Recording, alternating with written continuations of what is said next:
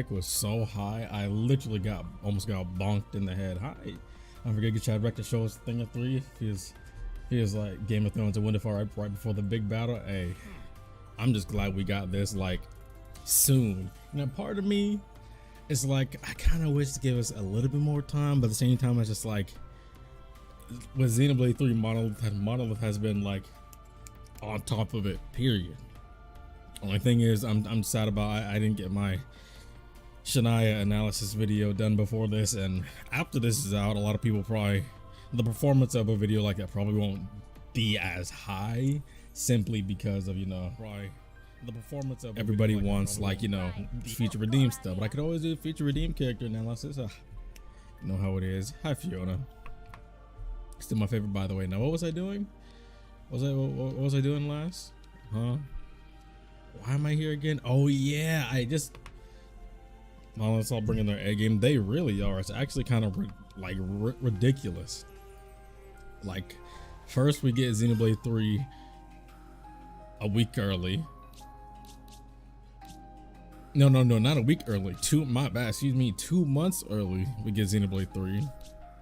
And now we get just like a random feature redeem drop. Just, oh, you know, story DLC everybody's been coping and desiring for. Here, you can go ahead and have it. So this is the Lomac, the Wildwood. Is this where? This is where Big Homie is. Now, there's other super boss that I literally haven't beaten this game. Now, am I gonna cope my way through this? I'm not even level 99, I don't think. So, but hopefully having 3 signifiers, one of them being Fiona, would help me beat Homie. Do I even need level 105? I doubt I'll be able to do this when I'm not level 99, to be honest with you. But hey, I mean, if I have the right, honestly, I don't even know if I want to keep lands on a defender for this. I feel like I just need one. If I could have one more healer, I'd love to have a strategist just so I can have the actual counter heals. But now I need to make sure Noah's capable hands go off. Maybe I shouldn't fight the 105 one. Maybe I should do, hold up, Noah. Noah, I'm gonna need you to go ahead and carry me. Because, here's what we're gonna do. Boom. Use that cape. Oh, list. Dang, y'all already going in there? Chill. Lance, can you go ahead and draw the aggro, please? By all means. Wait, I have to get over there. And well, that's a great way to start. Don't you love when your Pro controller is full charge and then the game just says, you know what? No, it's not. I forgot, how do I dash again? Is it this? I need to get over there like now. We go share on boss. I think we already might be in the gutter with this. I really don't know. Some advanced cooldown. If we can get our buffs going crazy. Okay. We just need to make sure we are popping off like strong. I need to make sure. The only thing about the strategy for beating people like this, we need to make sure that I'm prepared for the super strong attacks that will make like that I need to transform into Ouroboros for. I'm not worried about Tyrant. He's gonna get up in like 2.5 seconds easy. The thing that I'd be more worried about is like, I really wish I did just kind of here. I'm glad I at least have my ring of roses. Just gonna have the fast recharge. Okay, we ate that. Let's go, Lance. He ate that for us. I'll take it. I want to have. Ooh, okay, I'll do this. Here we go. What I'm going to do. I want to have my buffs like activated now. I'll take a delayed healing. I'll take my regen field too. Dang, we're bleeding, but we're actually not taking too much damage. Crushing bite. Okay. See, the only thing about smashes in this is that like it's so like. It's not that it's hard to get breaks and stuff like that. I mean, it kind of is, but it's more just like, do I even want to use smash combos like before he's in his fury mode? Because the smash combo is just gonna move his fury mode like up sooner. Okay, we kind of ate that. Thank you, Fiona. I always gotta have Fiona as a hero because who's better at her class than her? Nobody. I kind of want to use my chain attack, but I also want to save it for my Ouroboros level 3, so I can get this is an Ouroboros order just off rip entirely, and I'll do it like that. Like why keep backing up, sir? Okay, Cry of Faith, I'll take it. I'll take it. It's doing pretty good. Like, can I get like? We have so many buffs right now. Can I get my level 3 already? And Union Tyon, look, I gotta have my favorite my favorite Ouroboros duo as the attackers. Tyon's on Kamaravi's class. He's on honestly I forget what his class is called, but Uni's on Grace and Tyon's on Kamaravi's. Can you get the level 3 already? The thing about Tyon taking aggro so much is that like, man, I think I had the whole team on in for this fight. Oh, wait, hold up. Here we go. And this way, we get some good. We get some good combos in. Or at least I'll be able to get. I kind of really don't like how the break pushes us back because it's so slow walking back towards him. But then I have to do this. Well, I'm actually doing really good. Way better than I thought. I mean, I'm level 88, but then again, actually no, I need to. I'm gonna switch to Lands and Senna. I'm gonna switch, and then I'm going to chain attack. I want my double Ouroboros order. The Superbosses right when wave 2 dropped. I did more of like the nup on Archsage stuff because I mean, I didn't complete the gauntlets. I did half of the gauntlets, but I did that off stream. But also, I didn't really play this much off screen except for like the blue quests, because I feel like it made more sense for me to do the blue quest off stream because of how, you know, they aren't nearly as quality as some of the yellow quests. But this stuff, I kind of wanted to fight these on screen because I know there's supposed to be like one big super boss. I don't know who that is, but at this point, who's even keeping track of all these buffs? Who has the most buffs? Who has the least buffs? Then I'm going to. I should have just did Fiona. Oh well, it is what it is. It is what it is. I should have did just Tyons and then Fiona's, and I would have had 101, I think. Yeah, I was focused on mainly doing the new hero quest for the characters when Wave 2 drops. So then. Blue quest off screen, hero quest and Ascensions on stream. And I wanted to also do the Gauntlet so on screen just so I can get the DLC outfits. I think I did it the last 2 times I played this.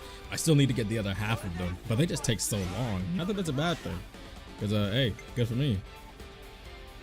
I'm gonna end with Tyon again because I want to try to get another chance at a break, but I will get as much out of this as possible. I always like to make sure I attack with all of my healers so I can get all damage is good damage. It's something. Not to mention, man, if I could have one more healer, like if I would have changed Lands off of a defender to a healer, I would get Izzard Strategist because that counter heal is so good. Then again, it's like, do I even need that when I have all the buffs from Fiona's classes right here? Like, is that even necessary? Now break. You want to break, sir? Bonk.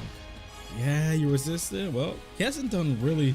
Honestly, I think I fought other unique monsters lower level that I had more brutal, like big hits. Like there was one I was fighting off screen to where I got so tight because I was so close to beating him, and then he fell off the map and then he reset. I was so hurt. I was so hurt, bro. I was like, man, he fell off the map. No, don't do this to me. Okay, now I'm on center right now. I mean, I guess that's fine. It's not really hurting me any, since everybody else is gonna be on strategists anyway. After this, I might go to the Gauntlet, but I kind of wanted to see. I mean, depending on how this goes, I might just go ahead to the other 102 one. Oh no, should I interlink for this? No, I'm good. Okay, I panicked for no reason. My bad. Okay, I'm gonna cancel the interlinks. That might have messed me up because knowing me are still interlinked right now. Yeah, cancel this, because I want to make sure our level 3s are good too. Oh, and Nia's class is regen so broken, bro. It's so broken.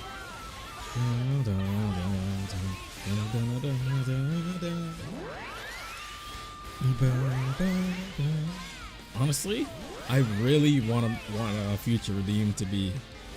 I want to be even longer than Toner, because I feel like there's so much that they'll be able to do with it in general, and I feel like they need to take this opportunity. But man, if it is, I feel like that'll be really even more impressive. It's already impressive that they're getting it out like just like that, but they're almost like no notice.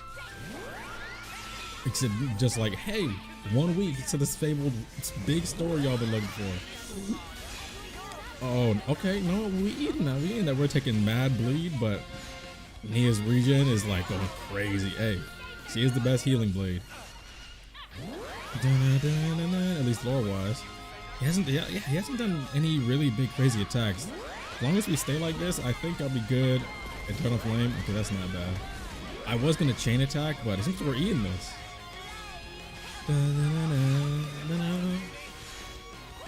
And it's even better that Tyon's class literally damages himself.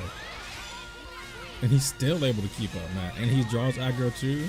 But I had to have my one defender be the Guardian Commander, because Lance gets so much health. But on top of the fact that Eternal Flame, okay, I feel like now I want to be in control of the buffs. I want Interlink. More level 2. Ooh, no. Wait, I heard Senna go down too. Hold up. No. Chill. Okay, now I'm gonna chain attack. This is too much. It's too much. Okay, I'm gonna chain attack now. So Anna live streaming knew something was up. Hey, we be doing this thing. I already know he's gonna have like a billion combat tutorials. None of which I watch, but I know there are people that appreciate it. So, hey, let him do his thing. Ooh, I can't get 100 off of this. That's different. Oh well. I used my chain attack without it being an Ouroboros order. That's probably why. Oops. Didn't expect a week warning DLC drop. Yeah. I didn't expect it. I literally was about to start like just chilling and scripting my Shania analysis video. And then I got back to my seat and I saw my notifications 1 minute ago. Way Forward Future Redeemed trailer dropped. Coming 4/25, and I'm like, huh? You said who now? Oh, I messed up this chain attack. I didn't expect Fiona to not get me to 101 like she usually does. Kind of sucks, but I'll be able to get 2 people back anyway with this. Oh, I'll probably not 3. I need to show. I'll be able to get 2 people back. I love having the Bridget outfit for Senna. Looks so nice on her. Oh yes, I got 2. Yes, let's go. And I got Mia. Okay, oh, we cooking now. We are moving. Should have got that break. Oh, I should have did Fiona's first just for extra buff. Fiona shouldn't finish this now, so I'll do this. And then I'll do Senna's. That might be able to get me to 99. I doubt it will, but either way, I'm gonna limit point. Okay, it did. Just 1 week away, man. You know how hard it was to contemplate whether should I immediately do an analysis video to get it up as soon as possible, or should I wait a little bit, maybe wait a couple days, really stew over my thoughts. I ended up doing it as soon as possible. Now I kind of a little excited for the DLC. Hope it drops at midnight. I'm not really sure when it's going to drop. Other than people's like speculation. I know some people were like, oh, it's gonna drop at like 9 EST sometime on the 25th. Oh no, it's gonna drop at 6 p.m. No, it's gonna drop at noon. No, it's gonna drop at midnight. So I don't know. Either way, I will be here. Even to some old school and game. Now your full sub Xenoblade 3 ready. Like I said, I had a lineup of Xenoblade videos I wanted to make. Actually, I had 2 Xenoblade videos I wanted to do before I go on start bringing back some other series original content into the mix. I had 2 more Xenoblade videos. It was going to be a Shania analysis video and then one as like a tribute to the concept of the off-seers in this game. Because those I'm still gonna do, but at the same time I was just like, well, now I got this. It's like, how am I supposed to do my Shania analysis and my video about the off-seers in Xenoblade 3 and how amazing they are when Feature Redeem's dropping? I gotta put all my time and content and just, I'm gonna do something a little bit different for Feature Redeem. I'm gonna live stream it, but I'm also gonna actually try out edited versions of it too. Because thanks to YouTube, we actually got a separate tab for live streams and actual videos, and I'm gonna try to take advantage of that. But man, a week? And I was like, well, I mean, there goes my whole plans, and I'm gonna be making like so much Feature Redeemed content, which I'm here for it.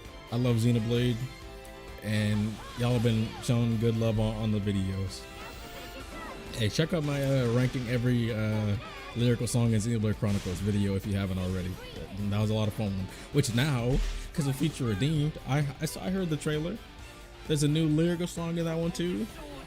So now that video already is missing one. But hey, I'll probably do like a community post with an addendum of that being in there. Hey, wait, where you going? What you doing? And then you ain't going nowhere, buddy. Yeah, I'll probably make a community post with an updated like final. Jesus, nah, chill. This is Nia's class. You think you could outbleed us when we have this healing? Who did you think it was? Now you back into a corner, literally. Look at you. Go back to Jurassic Park. Steven Spielberg, he wants you. He's calling for you. That was so bad. I'm so sorry, but I'm really out healing this bleed. I didn't cancel that. Oh, I'm cooked. Well, look at my chain attack. I kind of want to do the double Ouroboros order for this. Oh, wait a minute. What is he doing? Okay, we ate that. Ooh, Fiona didn't eat that. Where is she? I got you. Oh, never mind. She already up. Let's go. There are some accessories that are definitely carrying me right now. The devotional necklaces. Those devotional necklaces give you art recharge when you're... Fiona, please stand up. Do I need a chain attack? Oh wait, I don't have a chain attack. Wait. First run out of Super Boss. It's my first good run. What is happening? Okay, my chain attack needs to get here. Okay, here's what I'm gonna do. Boom, bam, bop. Here's what we're gonna do. Am I on Noah right now? Okay, good. I'm gonna try to combo him as much as I can. Yeah, this is actually my first Super Boss that I've done. I mean, I have tried to fight them, but I never had it went in with an actual strategy. And I was kind of testing the waters just so I can kind of see how things would go. And this is actually really good. I wish you could use the dash mechanic when you're in your Ouroboros forms. Okay, I need to switch to lands. Okay, now I'm going to chain attack. Wait, there we go. Absolutely love to see the off-seeing. I haven't seen enough discourse over one of the most unique actions of the game. Yeah, that's kind of one thing I really appreciated from Xenoblade 3 the most is I feel like the off-seers, people like always appreciate the flute and the music, but I feel like the concept of the off-seers themselves, people don't really talk about as much because there's so much more that Xenoblade 3 has that is absolutely amazing. And I just feel like there's so much to really discuss and dive into and talk about it. And I really love it. And some of my favorite moments in the game, in Xenoblade 3 in general, are when they contemplate how the off-seers affect people, what people's initial thoughts on off-seer, being an off-seer, or seeing off-seers and what they do. But then when they really need an off-seer in their lives to make them feel that comfort and security, how their mind can quickly change from disbelief and lack of care to actual desire to need them. It's really good. So that's why Shania, I want a video on her, and the off-seeing, I feel like I have to. It's like it's the calling card of the game, literally. How could I not? Did I keep my burst? Oh, I did keep my burst. I did. So y'all not getting me. I'm going to play as a signifier again, because Mio can heal on her own because there's so much broken. I don't need to control her. I would like to get a break again. Just ending this if I can, or should I just go for damage? You know, if it drops at midnight, I don't think it drops at midnight. I know some people are saying it probably gonna drop around late on the 25th. I think I saw a tweet. I think who is it? Arrow, you know, the Xenoblade Arrow. He had a tweet of the different times. I don't know where he got it, so I'm not 100% sure on a specific time. If it's midnight, I know everybody's going to be on top of it. In which case, I'll have to avoid Twitter. I kind of already been avoiding Twitter because Xenoblade JP has been like cranking out footage of gameplay from Future Redeemed and chain attacks and cutscenes, and I'm just like, it was 1 week away. I feel like chill on me. I feel like having it be 1 week away, but giving up so much like content like that.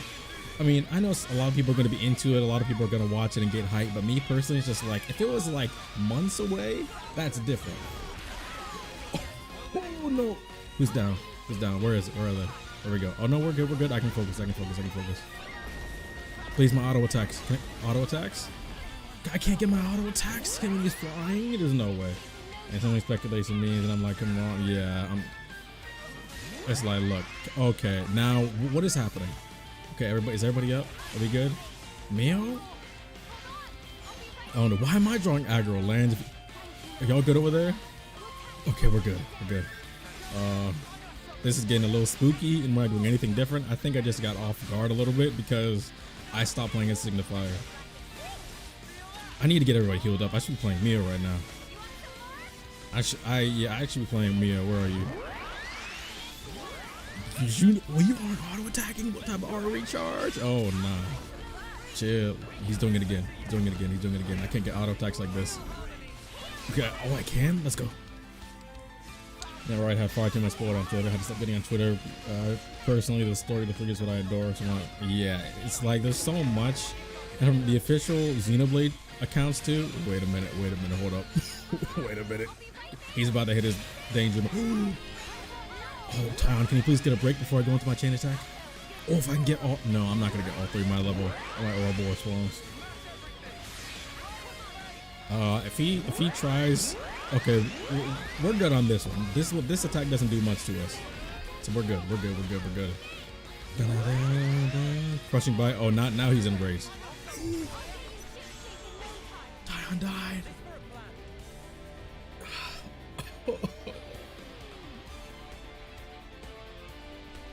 My chain attack is in the gutter. Oh, brother. Hold on. You know what? Hold the line. We might still be able to do something.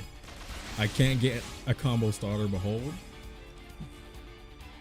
Yeah, Twitter. It's like the register from EOS5. I love it. I liked this alternate color version. Actually, Neos doesn't look like this. I like this version of the outfit for her. I thought it was really good, so I went with it. Tyon's not alive, so that sucks. I don't know his pattern. I'm only level 88, so I might be able to make this out better alive. Is anybody else saying that Xenoblade 3 story had pretty predictable twists? Too much Xenoblade, but the comments were no surprise. A lot of them were revealed. To me, it wasn't really the twists that really made the game in the first place, I guess you could say. So I guess you could say Yorin being a console, it didn't surprise me.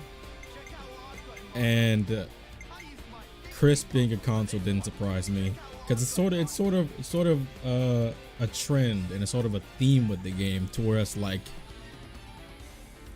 the surprise may not be there, but it's more like the actual impact that it brings, you know what I'm saying? So for me personally, it's like the twists, I wasn't too worried about them, you know? It's what the biggest plot review in the review trailer, how much more predictable does it get? Honestly, the thing that turned me off from trailers the most is Kingdom Hearts 3's final trailer. And that once I saw that, and I think that honestly put a damper on trailers for me, because I was just like, it's great, but I didn't need to see all of this. So Xenoblade 3, I actually only saw the reveal trailer, and I don't think I watched any other trailer after that. Like, you know, the one where they go through the entire battle system and stuff like that. I think I watched the actual beginning direct portion, and then I didn't watch any of the combat stuff. And then I also kind of like took off my headphones and looked away when I felt like they were getting too spoilery. I don't think they were going for twists as much as they were for the characters. Xenoblade 3 is not a rush as much before it is to grow the characters. So yeah, I don't think Xenoblade 3 felt rushed at all, in my opinion. I thought it was very well executed, especially for being like released early. Like, man, Tyon, get up. Tyon, please get up. I wasn't gonna start my chain attack. I knew you were dead. But yeah, the twists, even if they were more on the predictable side, I feel like they weren't meant to be huge surprises, which is why I didn't mind as much, because I feel like the weight of the game's narrative kind of clued you into a lot of those things. They clued you in to suspect it, even to the point to where the characters called it out. Because in chapter 4, when Uni and Mia were having their conversation about Miyabi, Uni was like, bear with me, what if Miyabi comes back as an enemy? The fact that they address that tells me that they're not treating these revelations of who the Mobius members are and the councils are supposed to be a big surprise. It's part of Ouroboros' actual focus. Like, it's part of the revelations that Ouroboros have the privilege to be able to be clued into in the first place. And I think that makes a lot of sense. That's why they didn't really bother me, but the execution of them all was, I feel like, what really made it. Sure didn't think it was like that. Yeah. That's one thing I always try to look for in games, is if the things I think about are referenced by the characters in the game, because that's how I judge like the level of the storytelling. Because usually not all games will be like that, but if the game itself is willing to address some things the players themselves may like think of, and that's when I know, okay, they're aware of this. They're not dumb. They're not just gonna be blind to these sort of things, to where they'll be like blindsided by things that we're just like, I mean, you can kind of expect that and stuff like that. No. Everybody in the main cast is intelligent. I know people like to joke about, you know, Lance and Senna, haha, 15 TP brain. They're not dumb. Some of them may be more intelligent or more wiser or smarter than others, or they may be smarter in different aspects, but nobody in the party is dumb. Not a single one of them. So that's why I'm glad that Uni was able to address that with Mio in the first place. Plus it really helps Mio to mentally prepare herself, especially in chapter 4 when she's really starting to break down. Okay, is this what we're doing, sir? There's no way that's gonna Fiona and Senna. There's no way. Okay, you know what? I got this. And Lance? Oh no. Oh no. Chill. Okay, I have to heal. No, why you? No, please. What? Chill on me.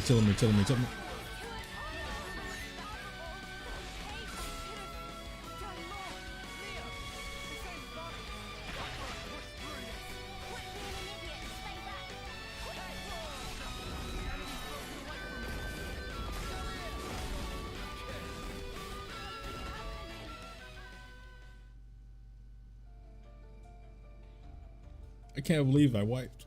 I was doing so good.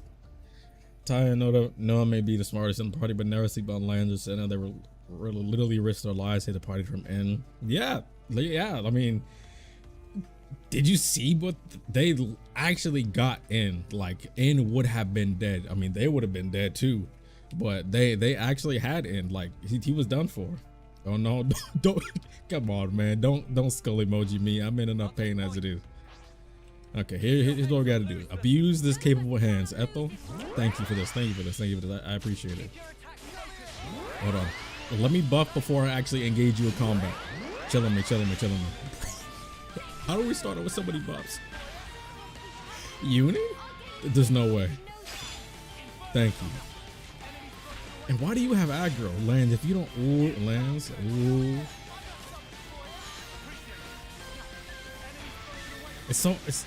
sometimes it's so hard to tell how close I need to be for my auto attack. Sometimes I feel like I get so much, yeah. Sometimes I feel like I get so much range. Other times I feel like, what time can you play the DLC? That's a great question. Pretty much everybody in here, no idea.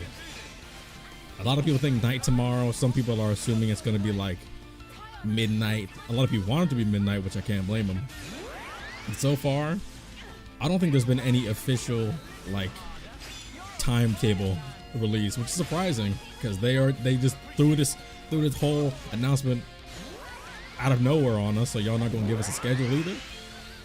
I know the update is like preloadable. Like some people were able to download some of the preloaded stuff, but the actual update content is encrypted, so you can't even like data mine it or anything, which is very, very smart by them, but still. Shit.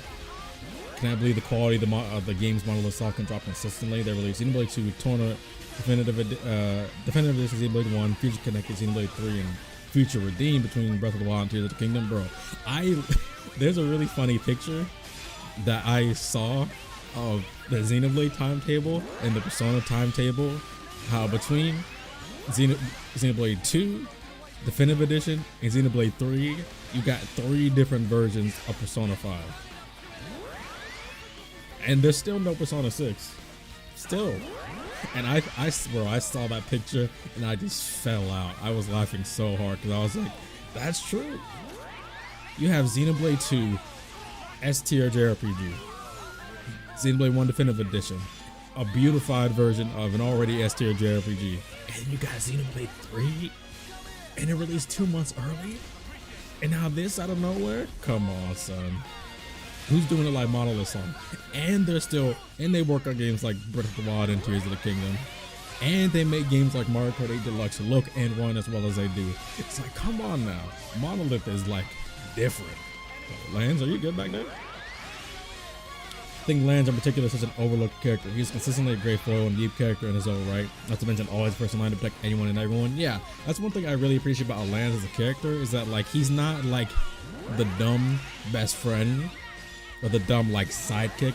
Because I know a lot of people like their like meathead, no thoughts, no brain, no aim, just full steam ahead himbo type characters, which I mean, I'm not gonna fault you for that. I'm not as interested in characters like that, but I'm not against characters like that, and I do think some characters that have that archetype but also still tend to break the mold are really, really good. Like one other similar character like that is Beat from The World Ends With You. He's one of those characters to where he has so much heart and drive.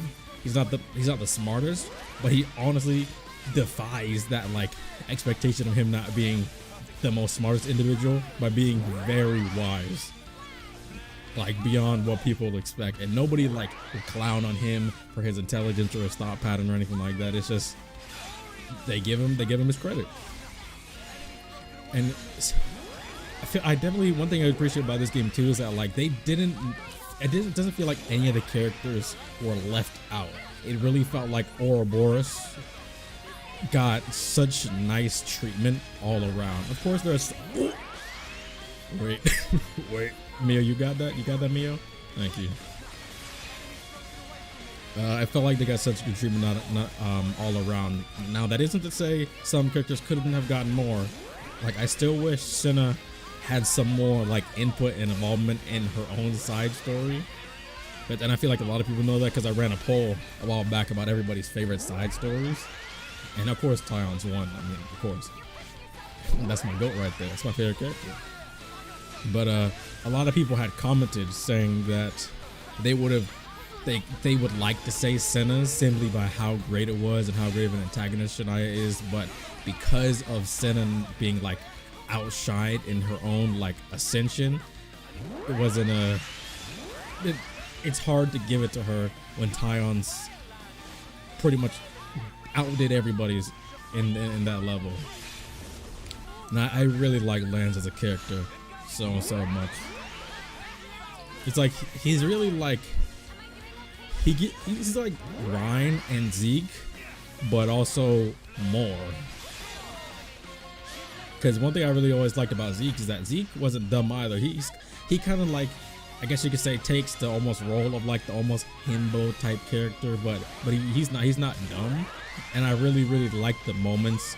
Some of my favorite moments of Zeke was when it would flash back to him and Amalthus talking about the world and life and people. And when he was like, I've never killed somebody because I think killing people makes you weak, and I'm not weak. That like made him shoot up on my tier list for Xenoblade 2 characters. I thought that was an excellent way of playing it. Plus, the dynamic between him and Amalthus in general, I thought was something very interesting, and I wish they tapped into more, because Amalthus is my favorite antagonist in Xenoblade 2. So whenever you saw those moments of those two like really just talking to each other and not at each other's throat, even with their very different mindsets, I feel like that really made Zeke seem like such a, oh wait, I have this. Lance? There we go. Wait, we're gonna go the same game plan. Boom. Can we like get a single break? No, I'm gonna need you to step your game up. Get your break game up, sir. Like now. But yeah, I know a lot of people want to see like Mithra and Pyra in Future Redeemed, or at least their Ionios versions of those characters, which I can respect, but honestly, I'm trying to see like, wait, hold up. I'm trying to see like Morag. I'm trying to see, if I were to see either Mithra or Pyra, I would definitely choose Pyra. I'd rather see, I mean, no, not Pyra, Mithra. Excuse me. Sephiroth versus Jin, who wins?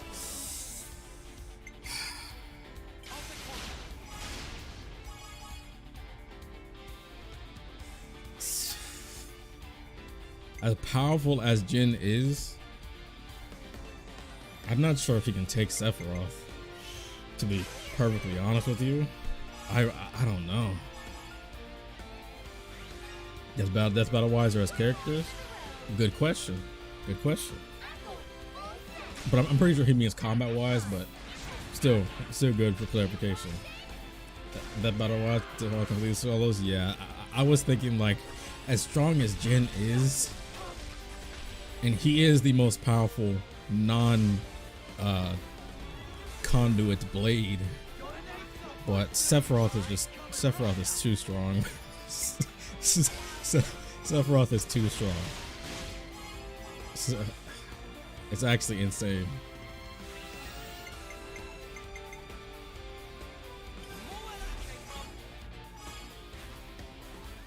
Senna's side story was quality, but for whatever reason they had Gauntlet take the role Senna should have during the story. That's also why. Oh, listen, y'all are gonna get a little spoiler from my Shania video, which is gonna come out probably maybe in like a month something now, once Future Redeemed has settled in some more and after I get some Future Redeemed content out there. But one thing that I wish that they did was, first, I wish they made Shania join the party. So like kind of like how Riku and Manana like early on were in the party and they were part of the main group, but they were like guest characters in there. I kind of wish that they had Shania join the party so they can give Shania more time to like develop and grow with Ouroboros in general, not only for her mindset, but just for the dynamic of Senna and everybody in the group to feel like more impacted by her betrayal in chapter 5.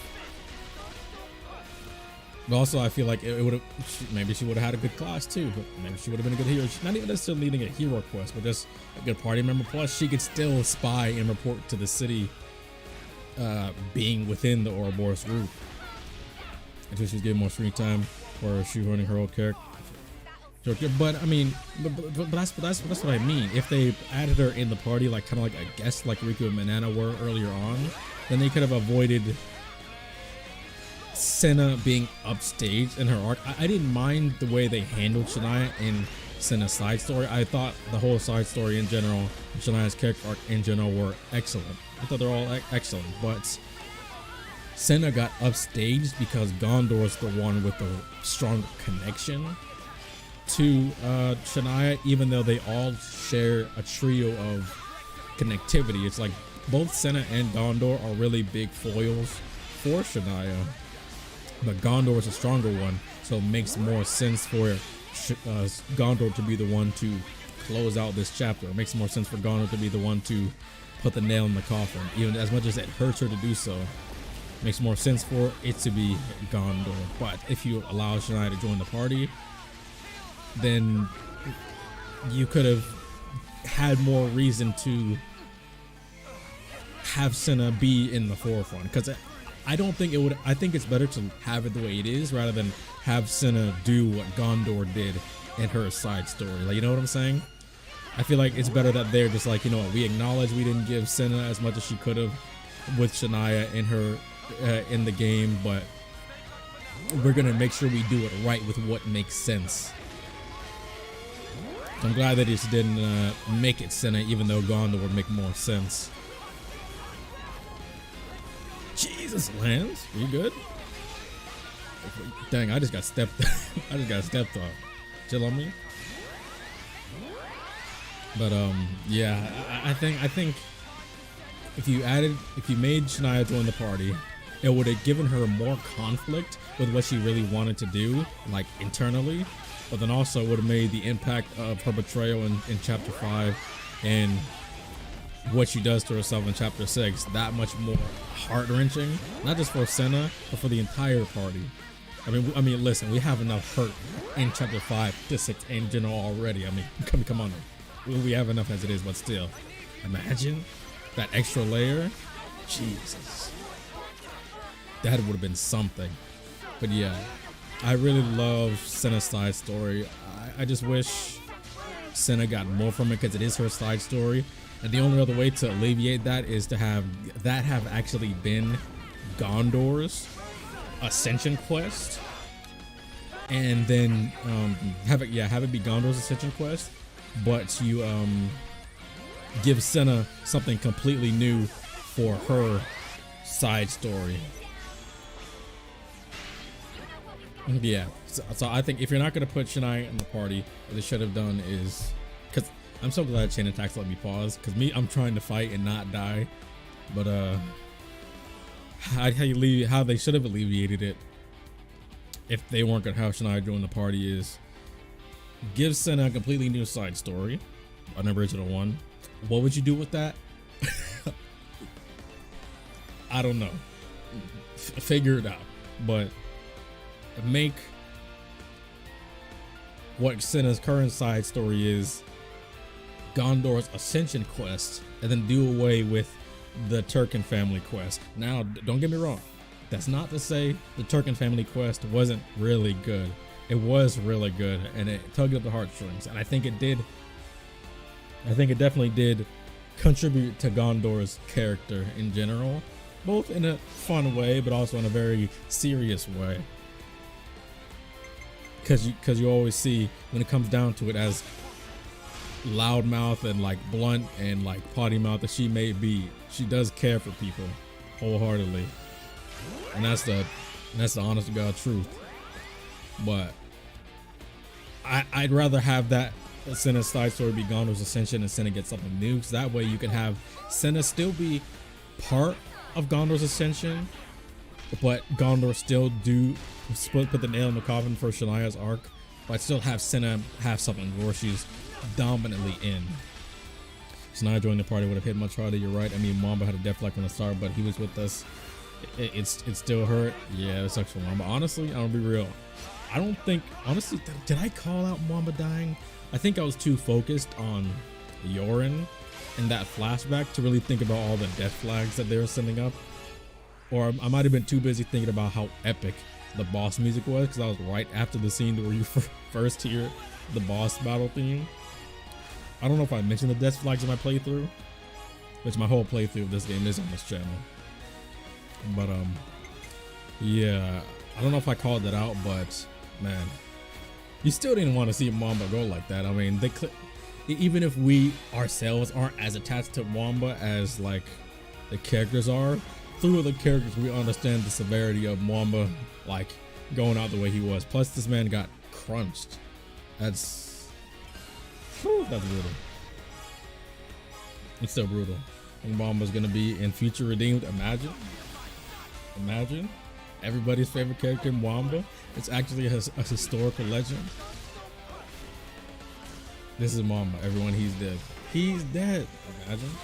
Now the real question is, Riku, common variety Nopon or no? That was my community poll today. I love Riku though. Unironically, my third favorite of the main cast. He's great. Oh, yeah, the blowdown. I mean, we're still alive. I need to play Mio. Where is she?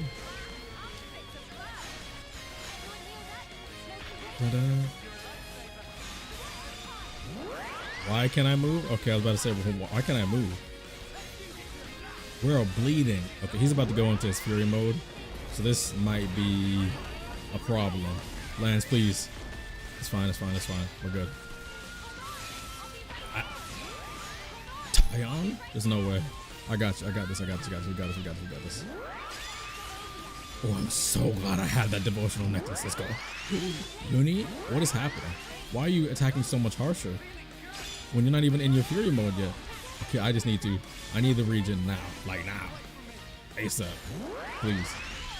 No, chill me. Hope if this attack still hits me. Thank God. Okay. Now we gotta focus up. I'm gonna chain attack immediately, because if I can get my heat scream, nah, chill out. If I can get my burst combo as soon as possible, I'm gonna do it. Backtrack the conversation a bit about Xenoblade 3 being predictable. I don't think anyone predicted Riku being as poor as it seems to be. I don't know how he knows Melee is so bad. Listen, that's honestly one of my favorite parts of the game, is that, like, I think a game is really well written and executed when they can give you so many different nuggets and plot threads, like points to where they can make things more service level predictable. They can make things like you would never see coming, or things you may have seen coming but not to the severity and depth that you have seen coming, or in that way, shape, or form where you're like, I know things have to turn out probably okay, but how could we possibly get out of this situation? I'm talking about chapter 6. But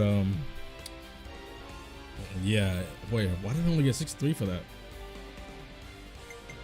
Oh,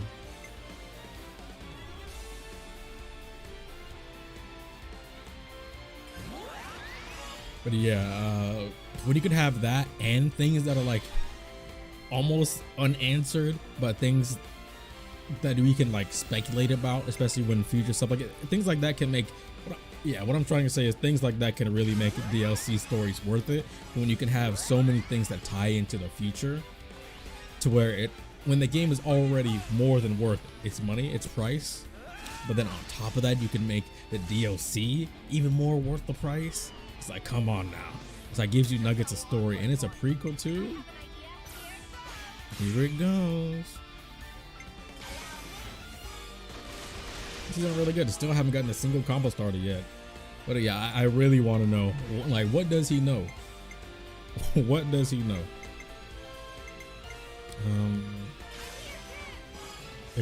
Like that what you said right there is probably one of the biggest reasons why I think Melee is also going to be in Future Redeemed, because I mean, I feel like since Riku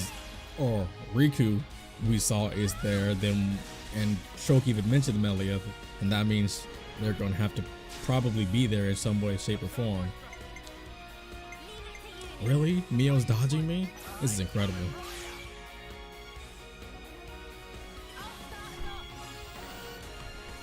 The rage is what got you last time. That is definitely what got me last time. But I feel like I was already playing on my back foot last time too, for some reason. I don't remember what it was. I feel like I didn't have my buffs. That's what I'm trying to make sure I signify as well. I need damage right now. I can't go for a break. I need to go for a crit. Ooh, I didn't hit 150. That kind of hurts.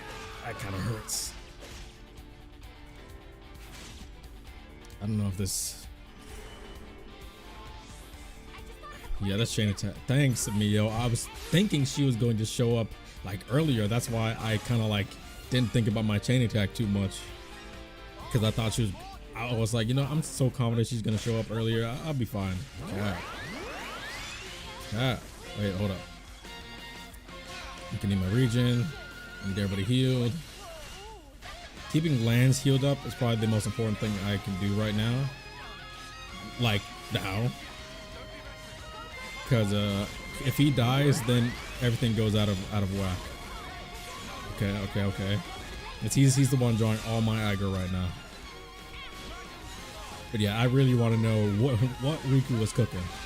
Is he really just a common variety Napon? Does he just consider himself that and he just does his job and let that be it? That's more how I think of it. Tail swipe, we're fine. That move's not bad. His moves actually aren't that strong. I feel like they're more like status inflicting than like actually powerful. Meanwhile, I say that Taion just died. Where is he? Why is he all the way over there? Oh no, we're split. I gotta get back in heal lands. I have to. I can't break off like that. Oh, dang it. Lands, you couldn't have used that deflector shoot earlier? Okay, let's go. I need to use my talent. Okay, I have to do this now, like now. Dun, dun, dun. Like, what was that? That flame breath wasn't doing anything beforehand. At least not to this degree. Okay, good. This is good.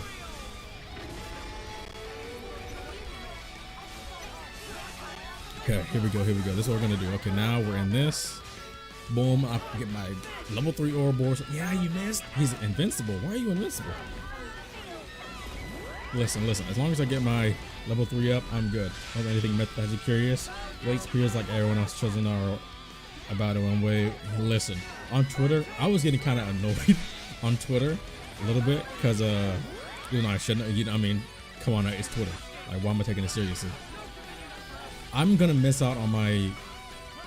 It's fine. I missed out on my auto Ouroboros order, but I got to use that, which is one thing. I'm starting my chain attack. I'm not gonna take that damage. I was getting mad on Twitter because a lot of people. I don't know if you guys saw the whole like theory that Mithra's child is a Mobius D, you know, Black Blaze Dirk, the one Yorin would like interlink with and stuff like that. And honestly, I was like, if that's true, I really would hate that, like, so much. I feel like that'd be terrible. And then I saw a whole bunch of people like on Twitter saying that'd be funny or that'd be hilarious, and I'm just like, did I miss the joke? Why would it be funny that Mithra's child is 1, an evil Mobius, 2, decapitates and murders people for fun, and 3, is no good person? Like, he's just not good. He's not good. He's insane. Why would it be funny for Mithra's child to be there? And some people were saying, I mean, you know, it goes along with the whole idea that it's hard for them to, you know, care for people and take care of people because they never knew how to necessarily do that as much themselves. And in my head, I'm just like, I don't care. Mithra has gone through enough struggle and hardship and trauma and loss enough in her life. She's had enough trauma-based, unfortunate character development for the sake of character development. And Mobius D being her child would not make that better at all. That's not funny. Why would they show that if they got to do something with all the gear wise so that it's not relevant? I mean, they could just want to show it just as like an update of where everybody is. But that specific picture, I know a lot of people say if they show something, it might need to have some sort of relevance, which is true. It definitely can. But at the same time, it's like if it ends up being, honestly, yeah, I really, hello? I was about to say, am I gonna go over?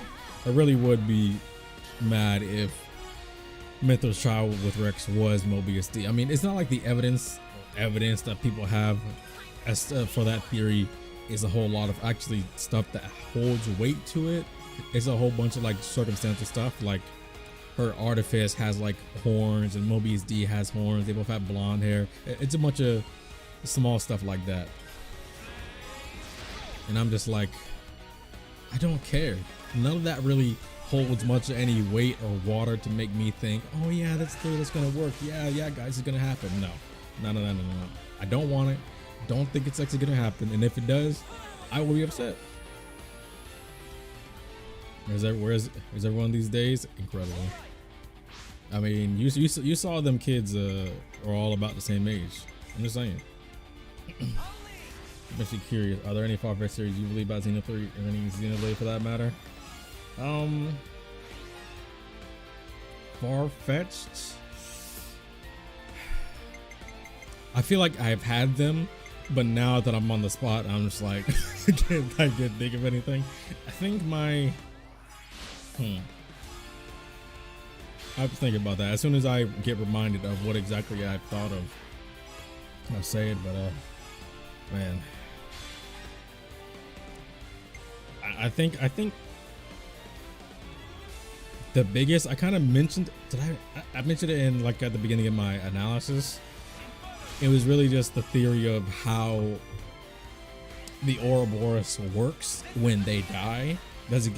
I was thinking either it gets passed down to random people like the Avatar state, which doesn't make sense, but I mean, it makes sense because we've never really encountered an Ouroboros dying, but we know the Ouroboros stones are what hold the power of Ouroboros in general. But we know there could be more than one at a time because we know there was one in the city. There's one that Guernica found, and he used that one. And then we know Nia had one that held a piece of origin. So what exactly happens to the spirit of the Ouroboros that's inside people after they take it from the stones when they die? I was thinking they'd be super dope if it passed down like the Avatar state. I think that would have been really cool. But I'm also an incredibly big Avatar fan. There's no, I don't know what I just got hit by, but I'm gonna need them to stop like now. I need them chill out. Chill out. Oh yes, my knock-on strap. My knock-on strap is going crazy. I'm so glad I kept that item, man. Yo, that knock-on strap gives you the ability to, yeah. Who else died? Nobody? Let's go. Y'all are cracked. Bro, I spammed everything. I actually spammed everything. Another, well, I guess you could say a feature redeeming theory I did have was that we're not gonna get Malos back. He's not gonna come back. Jesus. He's not gonna come back. He's gonna stay not necessarily irrelevant, because he's not irrelevant, but he's not gonna be an integral part to how this is actually. I'm scared what he's about to do, so I'm chain attacking. But yeah, I theorize that we're not gonna get Malos back. I definitely think Feature Redeemed is probably gonna end up being definitely bigger than Torna. Jesus, I knew I would have died. I knew I would have died. I owe you. Jesus, what was that? Oh, Ezio. Thank you for the subscription. I need to turn my alerts down. That actually scared me. Bro, that actually scared me. But yeah, I don't think Malos is gonna come back. I feel like Malos played his role, and you might think, oh, everybody else played their role too. But Malos, I feel like he doesn't really, unless he comes back kind of like Sephiroth would, in a way to where, look, we have a whole new enemy now. We need to actually work together. As much as you may hate it, we're gonna have to work together on this one. But like you said, Troopers, I think it would be really cool, actually, now that you mention it, if you could have like the whole trifecta there. If you could have whoever is going to take the place of Alvis on our side, the Ontos core, Numa core, and the Logos core all together. But the only thing about that is, like, man, the core crystals aren't with the Aegises anymore. Like, it's because we know Ontos, Alvis, we don't really know when that scene with Zed and Rex and stuff are. So it's not really, we don't know when that takes place. I mean, we know it takes place before, you know, Rex loses his eye, and Shulk loses his arm. But you don't really know how there's going to go about handling the Aegises, or the Aegises, the Monados, the cores of the Trinity processor. We don't exactly know how they're going to handle that,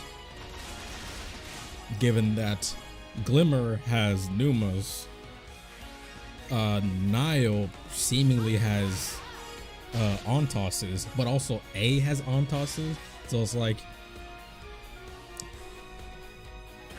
does A have it? What does A have it in reality? Because it's like an earring, or is Nile gonna be the one that actually has it, or those two completely different time periods? Does A and Nile fuse? Actually, I might be onto something there. It will show the power that Mobius has if all the core crystals are poisoning them and they still win. I think that would do a lot of good for Mobius's like rep in general. I mean, personally, I like Mobius. I've always thought Mobius as an opposition was really, really good, and I liked the way that they represented them. They had a lot of nuance to them. There were some that were always Mobius, like X, Y, and Z. There were some that became Mobius, like pretty much like N, M, S, and J. And then you have the other Mobius that are more like basically just the generals. But I appreciate that they're able to have varying levels. You have all the Mobius that you fight in I guess you could say some of the hero quests that are more like to the side. Then you have main story ones that are more powerful, that are more prominent, but they aren't to the level of like N and M or S and J are. And by that I mean you have K, you have P and O, both prominent story obstacles for the gang to get through, but they aren't the biggest on the hierarchy. And then you have another gap. Then you have N and M. Then you have, which is like Noah and Mio, but then you also have ones that are more personally relating to characters like S and J. Shania relating to more Senna, and another big character we get who's even with us at the end of the game after you beat Zed, Gondor. Then you have Yorn, who really good arc, by the way. I really liked how they sealed out Yorn's arc. I know people got tired of them showing the flashback and stuff like that, but I think the way they closed out that arc was really, really well done for him. And then you have X, Y, and Z. But when it gets to X, Y, and Z, that's when I'm just like, why X and Y, I really feel like got robbed the most. I already like Zed, and I feel like what he represents, or what the natural Mobius represents, already works. But I really, really would have liked for them to utilize X and Y more, especially X, because X has so much personality and flair and flash to it. I feel like it's kind of like a waste for them to have done her the way she was, especially for X and Y to not even get like, who's dead? Okay, chill. I need to heal. There's no way. Please get the aggro off me. Okay, I'm good. Let me focus for a second, bro. I'm talking so much. Okay, so I need to not die after making it so far. Time, please don't die. Time, please don't die. Please don't die. Okay, we're good. Never mind, we're not good. Uni died. You know what? I did tell Tyon not to die. That is actually true, game. It's actually true. Really wish, yeah. But yeah, I like how Mobius is executed. I do think we should have got, bro, he flies so far away, bro. I really do wish we got more out of X and Y, especially. Is everybody alive? Yeah, everybody's alive. I want to use my Talonart first and then go into my chain attack. Nobody's feel like King Koopa family to me. Yeah, the Koopalings. So yeah, they feel like I like how it actually feels like a hierarchy. You have the generals, which kind of may seem like the biggest bad and biggest opposition, but then you keep going up and up the totem pole, and it gives you different perspective. Not only are they different in strength, It really shows you their different in backstory and origin and reasoning behind why they are the way they are. I haven't gotten a single break, by the way. I wonder if they did have to wrap development early with how they handled X and Y. It's hard for me to believe the team that made such a nuanced sword didn't plan it for them. That's kind of the way I feel. It's like they didn't even give them like a death cutscene, and for them, especially Monolith Soft, for them to have put so much like effort into things like the hero quest, putting their whole foot in the hero quest when they didn't even have to, just for their X and Y to not even get like an actual death cutscene. Not to mention, I also feel like in the main story they could have done better in setting it up. I do feel like X and Y were meant to have more personal like grievances and opposition to, like for X it would be Uni, for Y it would be Mio especially, but also Senna too. So that's why I feel like it kind of felt like a shame that they got like done that way.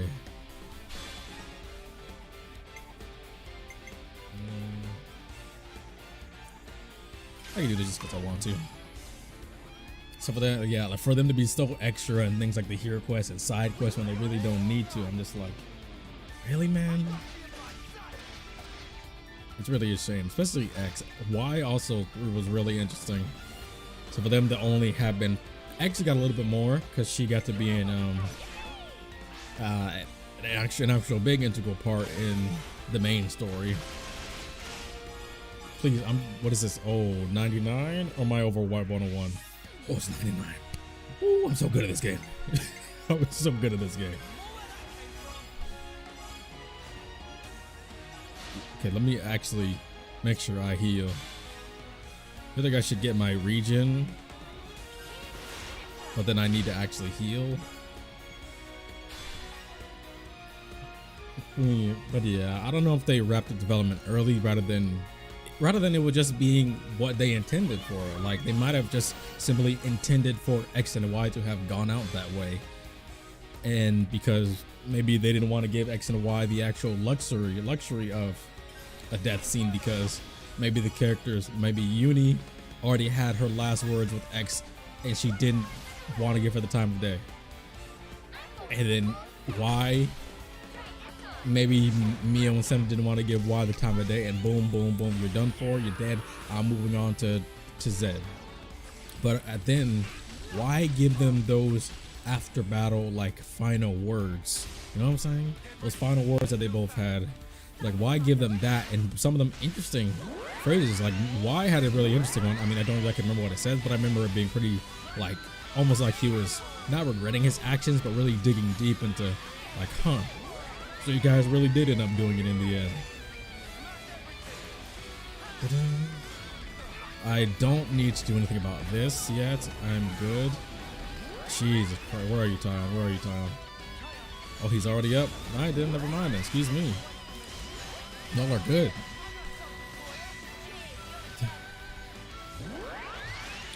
We're doing good. Wait a minute. I don't know. He's backing up, and I don't like the look of that. I don't like the look of that. Lance, are you? Okay, you're good, you're good, you're good. I missed! Mighty Gale. I'm scared. Let's say I'm scared. Let's say I was scared. I was scared. Please, please, please, please, please. Chill on me. I really wish these moves didn't push me back. I didn't have to walk all the way closer. That's annoying. Get out that theory, but hold up. I need to not die before I read that. Can you get down to the ground, sir? I can avoid all this damage. That did nothing. Please, chill on me. Okay, where's Lance at? Can I switch? I wanna switch.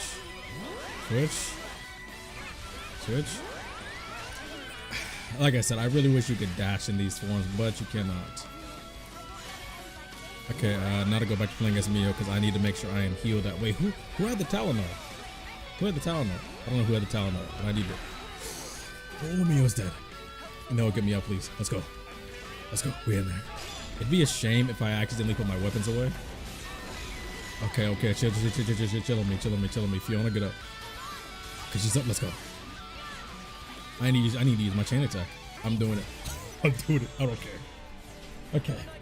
I kind of think Microsoft needed to wrap through so they could finish Feature Redeem for it's overshadowed by the next gen console by sales cycles. We are up for one.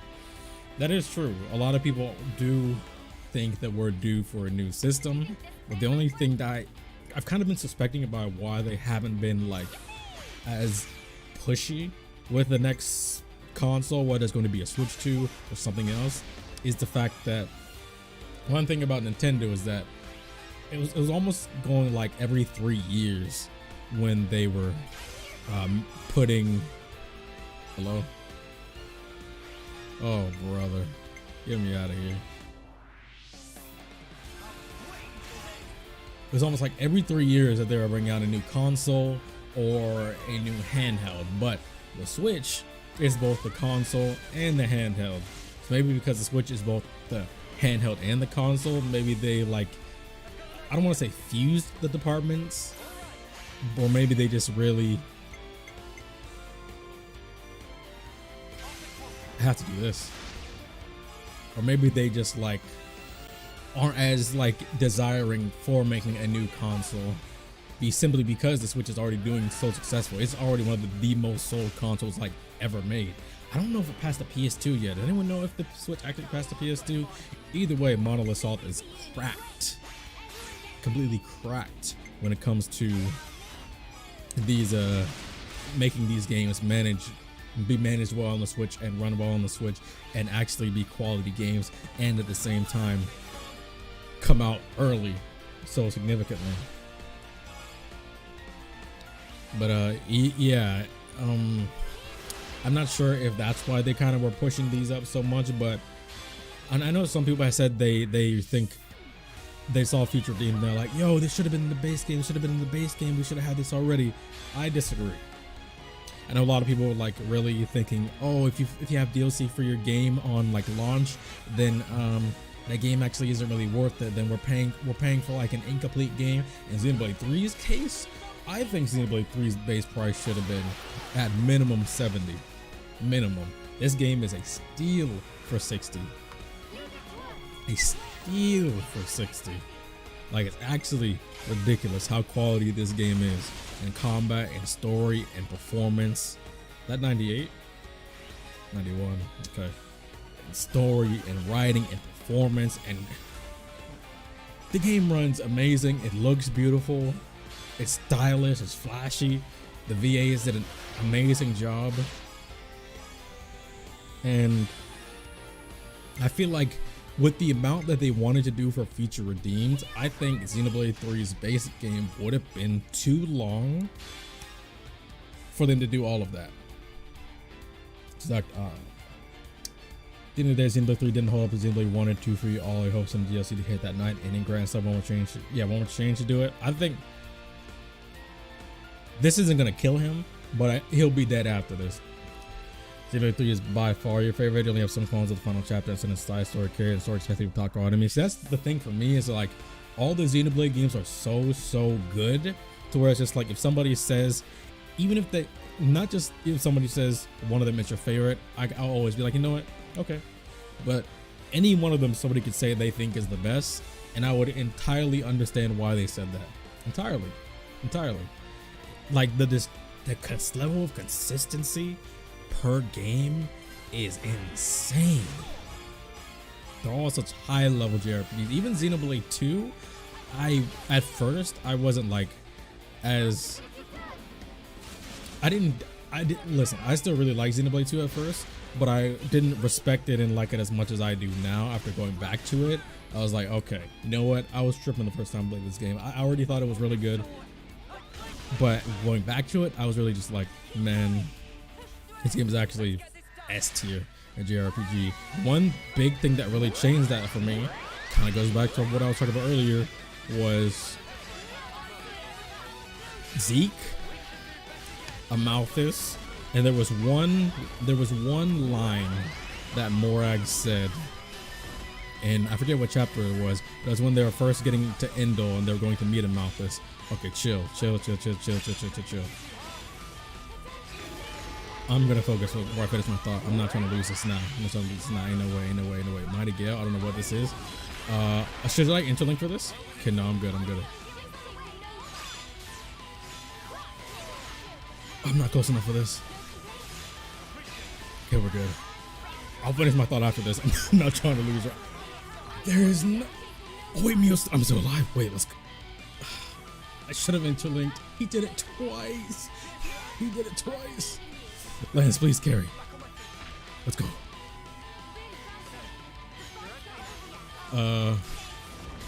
Have to heal now. Have to heal now. Oh, that hurts. Oh, Mio's dead. Please give me out. Please give me out. Please give me out. Please give me out. Please give me out. Do I have to interlink for this? I can't interlink if everybody's dead. I don't have the. Senna's dead now too. I'll get my art recharge for this though. Let's go. Let's go. Oh, I have my chain attack. Okay, I'm not gonna do it yet. Not gonna do it yet though. As soon as Lance gets up. I'm so touched. Oh, I'm so good at this game. If you wanna give me an extra turn, I don't need it, bro. I thought I was. You know what, Mio? You might have just gone up the tier list. I'm so, bro. I was cooked. I started that chain attack. Perfect timing. Perfect timing, bro. I was cooked. Look at my HP. Thank God for all those years of competitive fighting games. Well, for my reaction time, I would have been in the gutter. I would have been slumped. I would have been put back into the last Xenoblade game. Oh, that was so clutch. Thank God. Much as I love Xeno 3, I do think Xenoblade 2 has the best scene in the franchise, architect reveal and the connection with one favorite reveal in gaming period. I think that was really good icing on the cake. The architect reveal, and you got to actually hear the moment when Shulk and the entire party kills Zanza. Really good. I need to be careful how I play this. This chain attack has to work.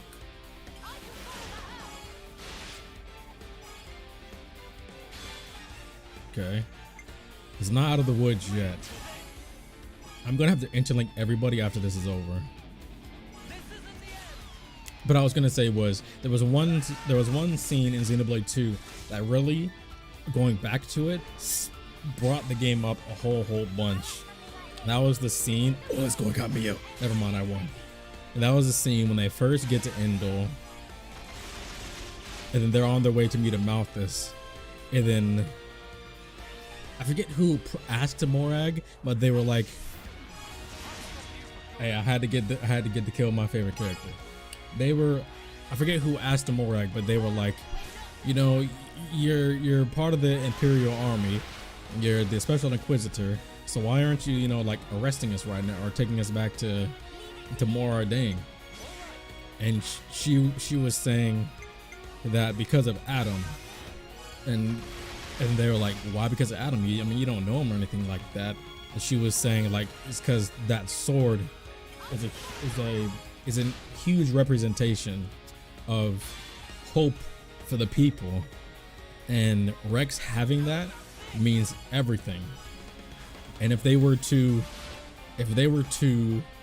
was to arrest Rex, take him back to Mor Ardain, and force him to be part of the Mor Ardainian army, it wouldn't be a hero's story anymore. Like, it wouldn't be a real beacon of hope anymore that came cutting through all the shadows against all odds that are their own individual thing.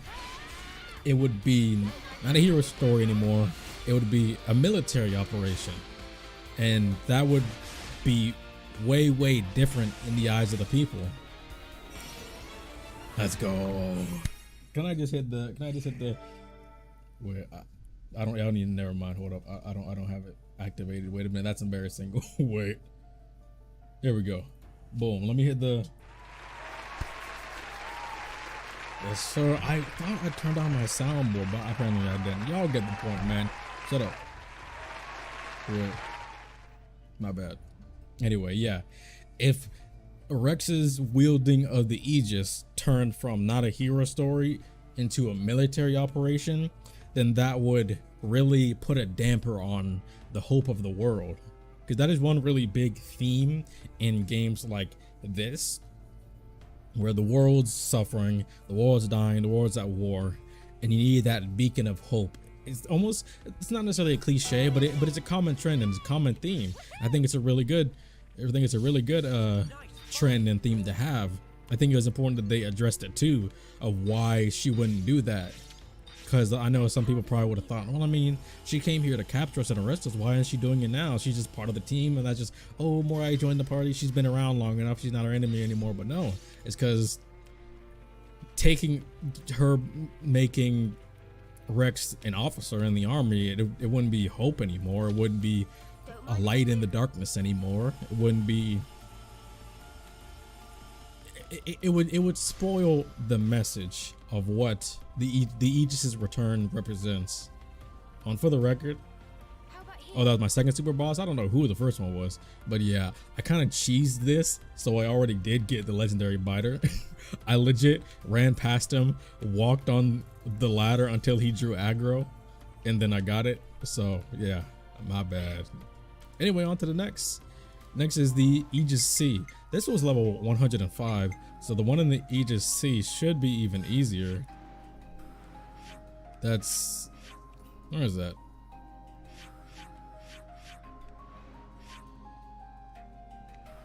Where are my list search?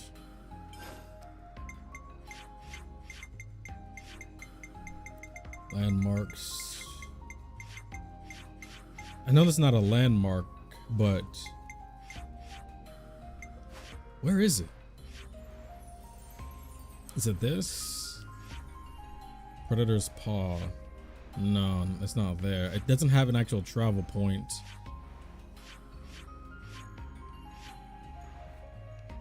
Oh, wait. I know where I want to go. It's a good discussion point. It's a good discussion point. Lost Colony. Where is it? Is it this? No. This is Nimue place. Heat Spray Lookout. Where is it? Here. Place of Heroes Past. No disrespect for anyone who loved 2, but Rex ruined the story review. He answers to the moral and philosophical questions just aren't tier stroke review. I feel like I understand where you're coming from, but I also feel like, honestly, I don't want to say this is my issue with Xenoblade 2 fans, but it is kind of my issue with, I guess you could say, and then maybe not Xenoblade 2 fans, but Xenoblade 2 elitist sounds too harsh. But you know what I'm talking about. I feel like Rex is given too much like every day's a training day leeway for certain things, you know what I'm saying? I mean, of course there are lessons he had to learn even against like all odds and things like that. There are some lessons he had to learn. He couldn't go through everything in a simple manner, but I feel like with his answer to Jin's like opinion on the blade, the actual conflict in the blade's history, I feel like I wasn't entirely satisfied with his answer for Jin. It felt like Jin had already like discussed that point with him, and he already had a counter argument. So for him to come back into it and say like, I mean, we're the same, and I'm just like, I feel like Jin already addressed this, you know what I'm saying? So I like Rex, and I think he's a good character. I think he's a great character, actually. I think he's a good protagonist, but I do like Mithra as probably like the best protagonist out of the Xenoblade 2 protagonist. And I honestly feel like Mithra gets too much flack. Honestly, I mean, I know she's tsundere, and I know she's a little bit, she can be a bit harsh sometimes, but I feel like in even a lot of scenarios, in a lot of casual scenarios, she's not really like super mean. She can be a bit blunt, she can maybe be a bit sassy, but she's not truly mean or hateful at the point to where she's like horrible to be around like some characters. But I always felt kind of indifferent about Pyra too. I feel like there were parts where I felt like they made her too, I don't want to say too stubborn, but too stubborn to revealing things about their desires and the things that they wanted for the world. Rare dude all right here. When even Morag, no, not Morag, Bridget was trying to tell her, listen, it's even more important with Rex being your driver and that you want to protect him, that you reveal these secrets to him. She never ended up doing it. I mean, later on when she becomes Numa, they ended up revealing it, but yeah, I feel like when it really comes down to it, Mithra shows a lot more heart and caring and compassion for Rex in general. That goes especially by the scene in Elysium when Rex is at the table with Mithra and Pyra after going through all those traumatic dream sequences of everybody else being against him, but they're not. When he starts breaking down and crying, Pyra's like sitting there looking away, kind of looking more ashamed.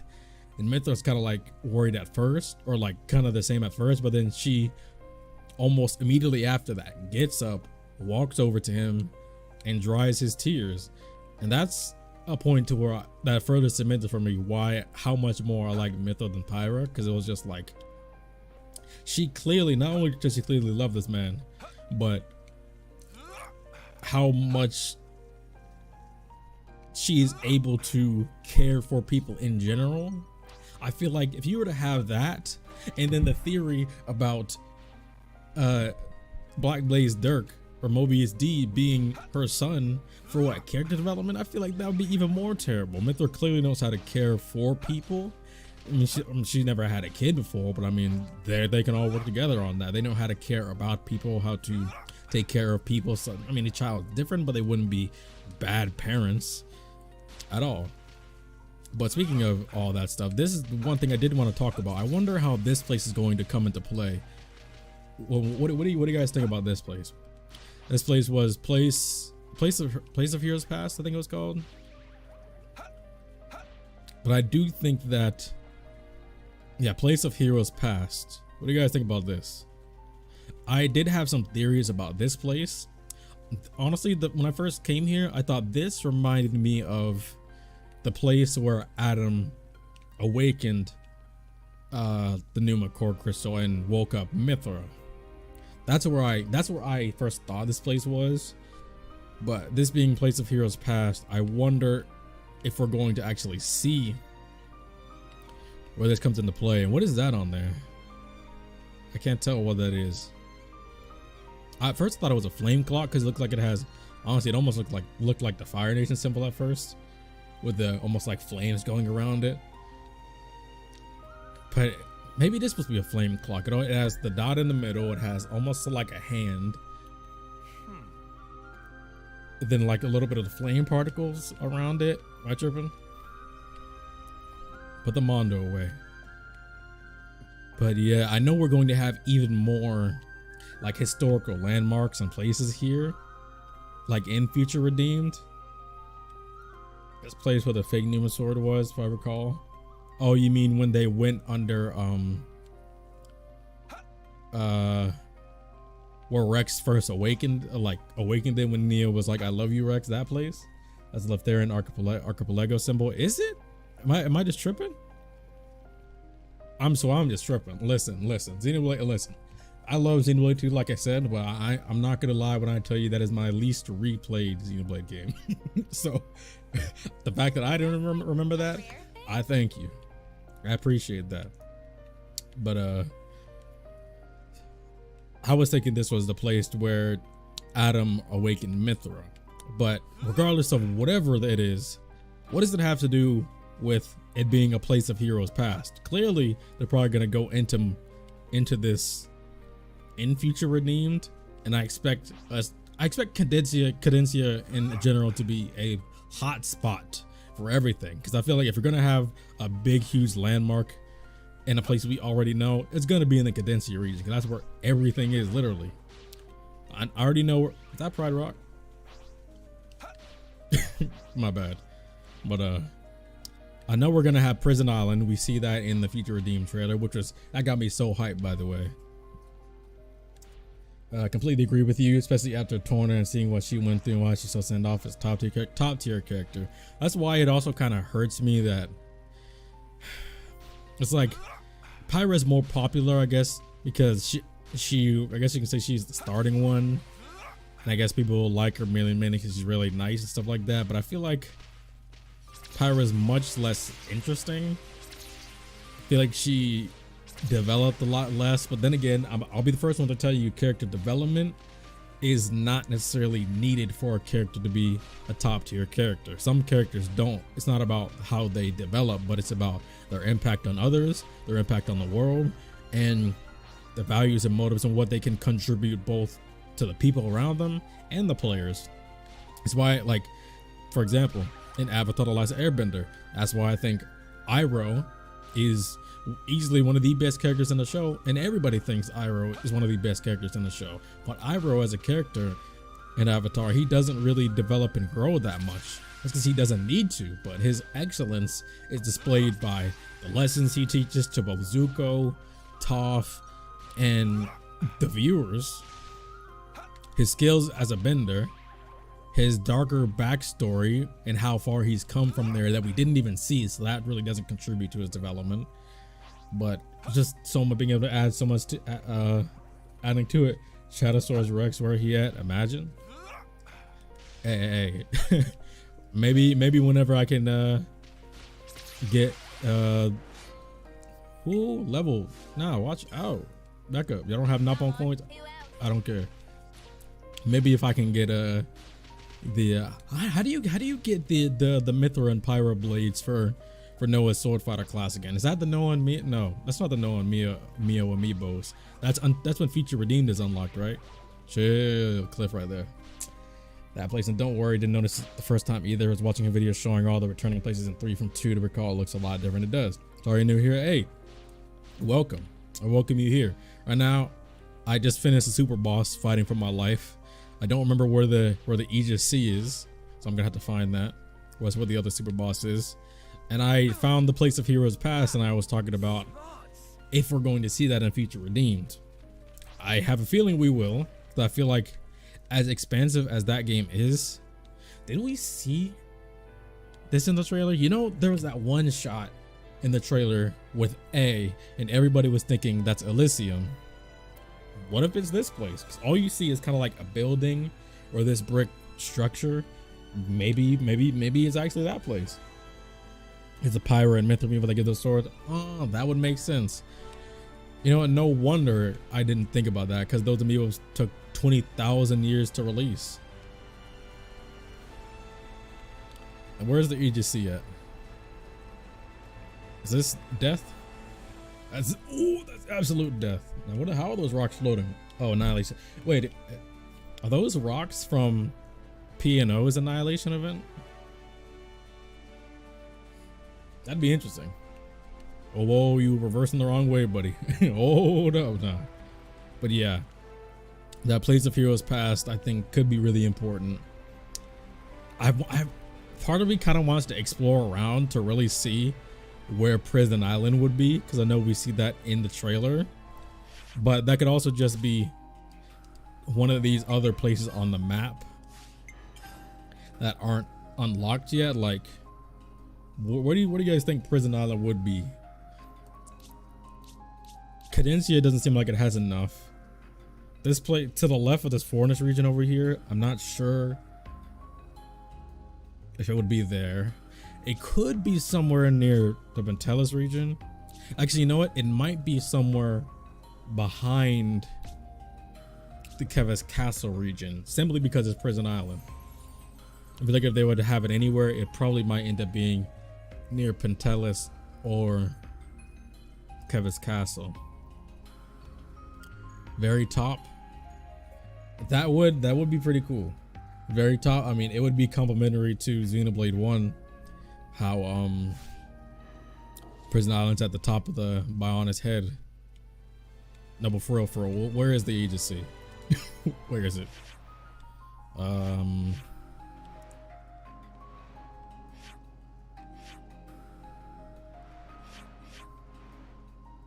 Is it this?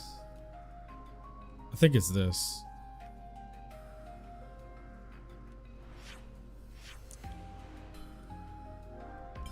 I wish there was a landmark. No. Actually, I don't remember. Yeah, that would be pretty cool for it to be there. because I mean it's at the top of the Bionis head in Xenoblade 1. But they also like to mix and match locations too, a little bit. So I don't entirely know. Yes, it's that. Okay, good. Hopefully, was good. Still not the best at fighting in water, but hey, at least you can fight in water effectively. I like Xenoblade X. Watch out. Now I just beat the super boss that is level 105. So theoretically 102 should be easier, right? And I'm only level 88. I'm not even level 99 right now. But thanks to homegirl Fiona right here, her busted class, best hero in the game, by the way. She's my favorite hero. But this should theoretically be easier. Yo, Gyarados. I'm not Lance, but you are Red Gyarados, and I'm here for you. My boy. Oh, so did anyone else run into people that were like, oh, Melia talked about having an Aegis in chapter 4 when she was talking about, oh, this faction is under my Aegis, and I'm just like, no, that wasn't a capital A Aegis. Aegis is an actual word. Don't you use boost in the boat? Honestly, I was so close that I just didn't care because I was right here. And I was like, oh.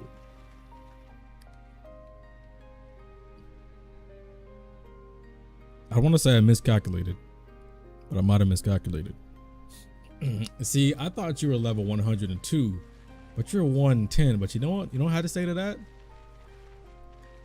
I got buffs. I'm not buff, but I got buffs.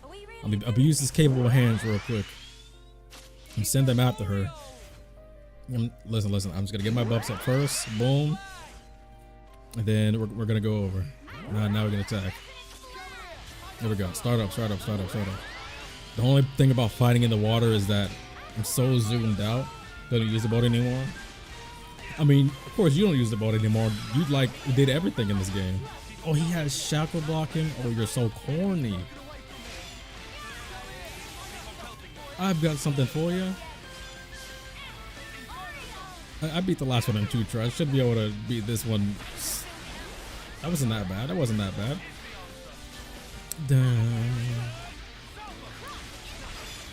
Now, since I got y'all here, who is your favorite so far character from Future Redeemed?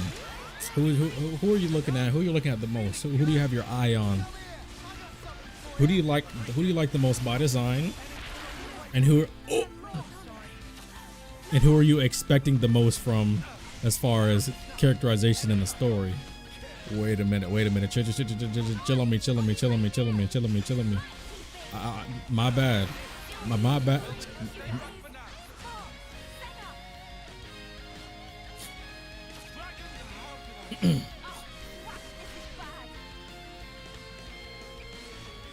Hey, Uni, you know what? I'm gonna go out fighting, go out shooting, Uni. Go out shooting. You got this. Hold this. Bonk. Go out shooting. Go. Well, struck with Dunban style. Probably Glimmer, second for characters that fight with an instrument. Man, that's so sick. Any instruments comes in top. I just got defenders asking people, who's your favorite Future Redeemed character first by design, and then secondly, who's your favorite by who you're most interested in as far as story purposes. If they're not the same. If they're the same, then you could say one character for both. But if they're different, then tell me who and who. I really like characters that don't give me the skull emoji, man. Listen, I thought he was 102. So where are the other super bosses that aren't that level? Do I need to look this up? You know what?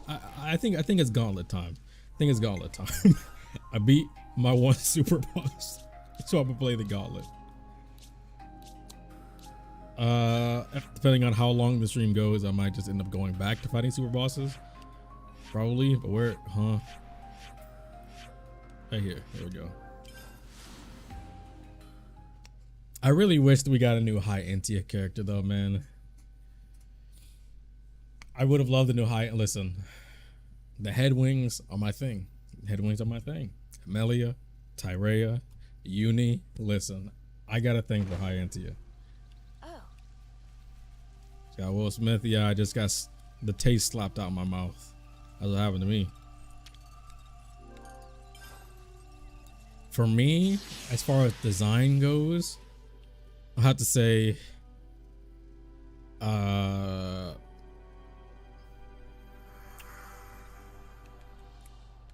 far as design goes, probably A.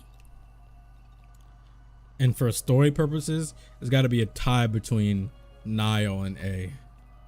Because Niall, I feel like, I feels like almost like they're planning for her to be the main character. Kind of like how, you know, Noah's the main character, but Mio is like just as much and sometimes even more main character than he is. I love Shoke's new design for the story, Matthew industry too, bro. I love Shoke's. I love Rex and Shoke's new design, but Gauntlet Pro.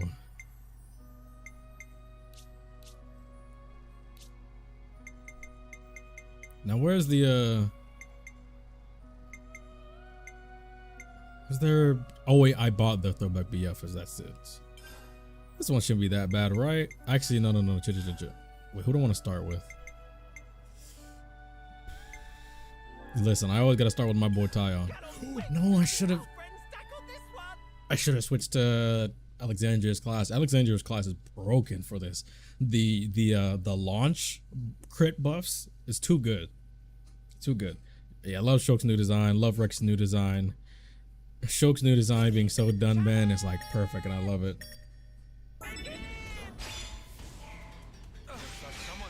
Bink. Man, if you don't get off me, boy. Freeze, think it's A for design and Matthew for character. We're gonna be the protagonist of Shoke Rex, makes you believe we're sleeping on the quality of story is going to get. Yeah, that is one thing. Like, here, I'm about to go on a whole spiel again. I'm gonna need a drink for this one. Hold up.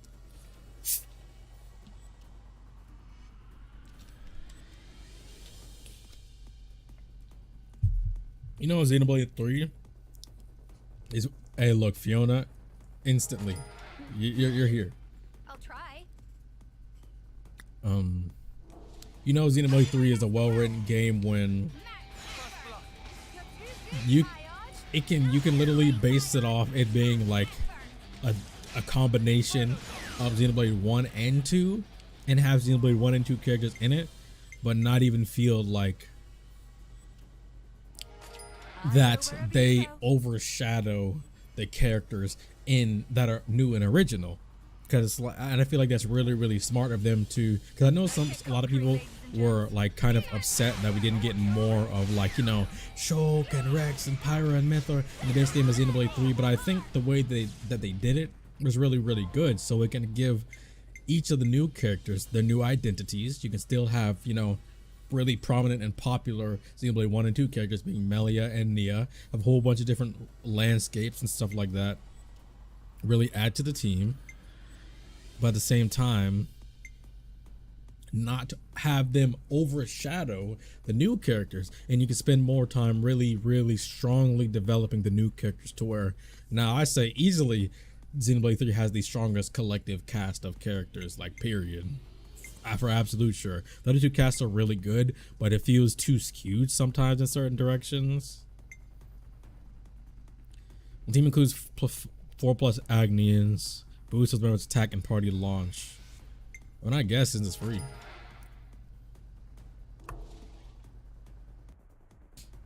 So yeah, I feel like since they were able to balance it out nicely, I feel like that was a really intelligent decision for them to make. And like I said earlier, I feel like if they were to try to do all this stuff from Future Redeemed in the base game, it would have been too long. I feel like it would have been too long of a game, and people would have. Oh, I need Miyabi. The fast recharges. I love being with you guys. I love you. I love you, Miyabi. Just another routine battle, right? I feel like the game would have been too long, and I know people kind of like felt like Chapter 7 almost was either rushed, or I feel like they could have done more. And I do agree, I feel like they could have done more in Chapter 7, but I still feel like Chapter 7 was still a strong chapter in and of itself, to where I still like it the way it is. And like I said, it would have been, the base game would have been too long if they tried lower. Yeah.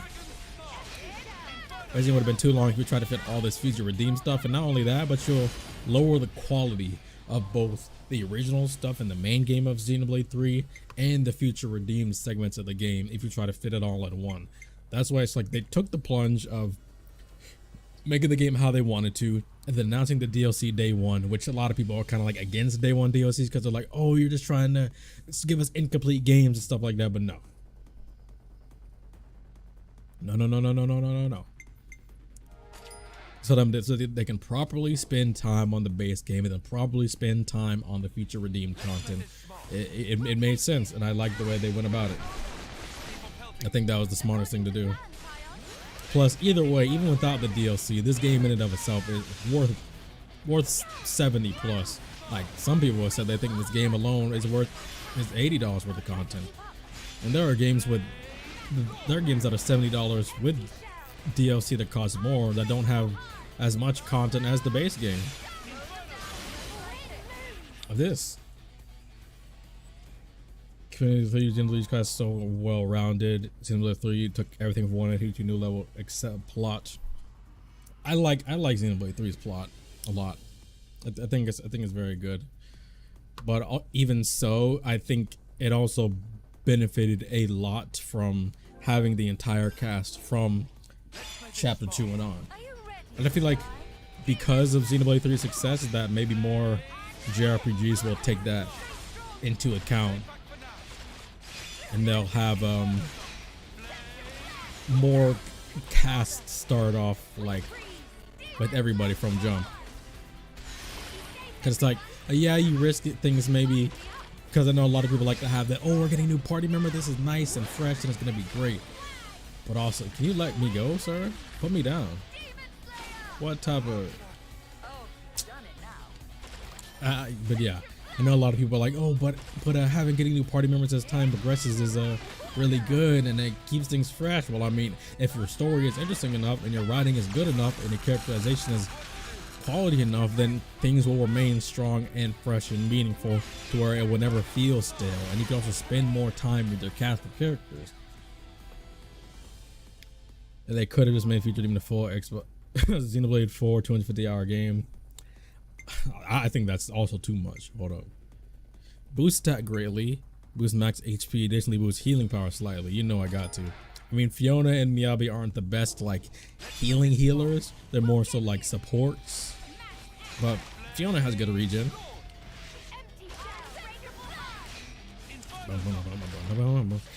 really do kind of wish I had Alexandria's class for this, because the launch buff is too good for bosses.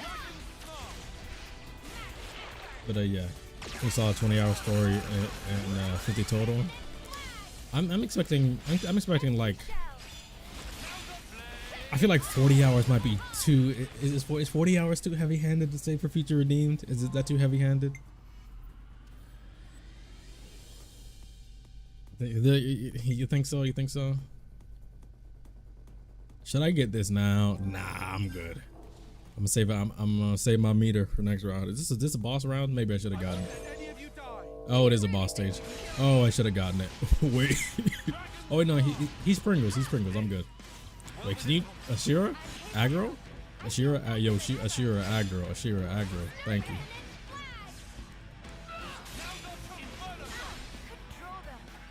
And here's me taking the aggro again. This is why I should have had Alexandria's class. If it's 12 hours, it's gonna be disappointing. Torna was 40 total. I'm not sure. It's been so long. I don't remember. But I know Torna was definitely more than worth it in playtime. I'll be surprised. I'll be surprised if, yo, can you get me up? Like, come on now. Get me up, pick me up, pick me up. I'll be surprised if this game is, if a Future Redeemed is less than 20 hours. I'll actually be really surprised, to be honest with you. I feel like they have so much content, and the fact that we know from the trailer that it spans across like a long amount of time Torn has 40 hours because of the community low system. Now that is true. That is true. That community low system was OD. Yeah, I know. I messed up, man. Now Shira's down. I'm about to start drawing the aggro. See, this is why I should have had Alexander's class. I draw too much aggro with Kamaravis. Get off me. Don't look at me. You know what? If I'm gonna die, I'm just gonna use up everything. Oh, never mind. Yeah, I'll be really surprised if this is less than 20 hours of main story. Because like I said from the trailer, we know we're getting a long time span. Miyabi's dead and Fiona's hanging on. Yeah, I threw. I'm gonna switch to Alexander's class, man. Get me out of here. Get me out. I threw. Stage 9. Yeah, don't look at me. Y'all don't see that. Look away from the screen. Bro. I'm gonna switch to Alexander's class and then I won't draw all the aggro in the world. This is a nightmare. Yeah, I know, Tyon. You don't gotta tell me. I know.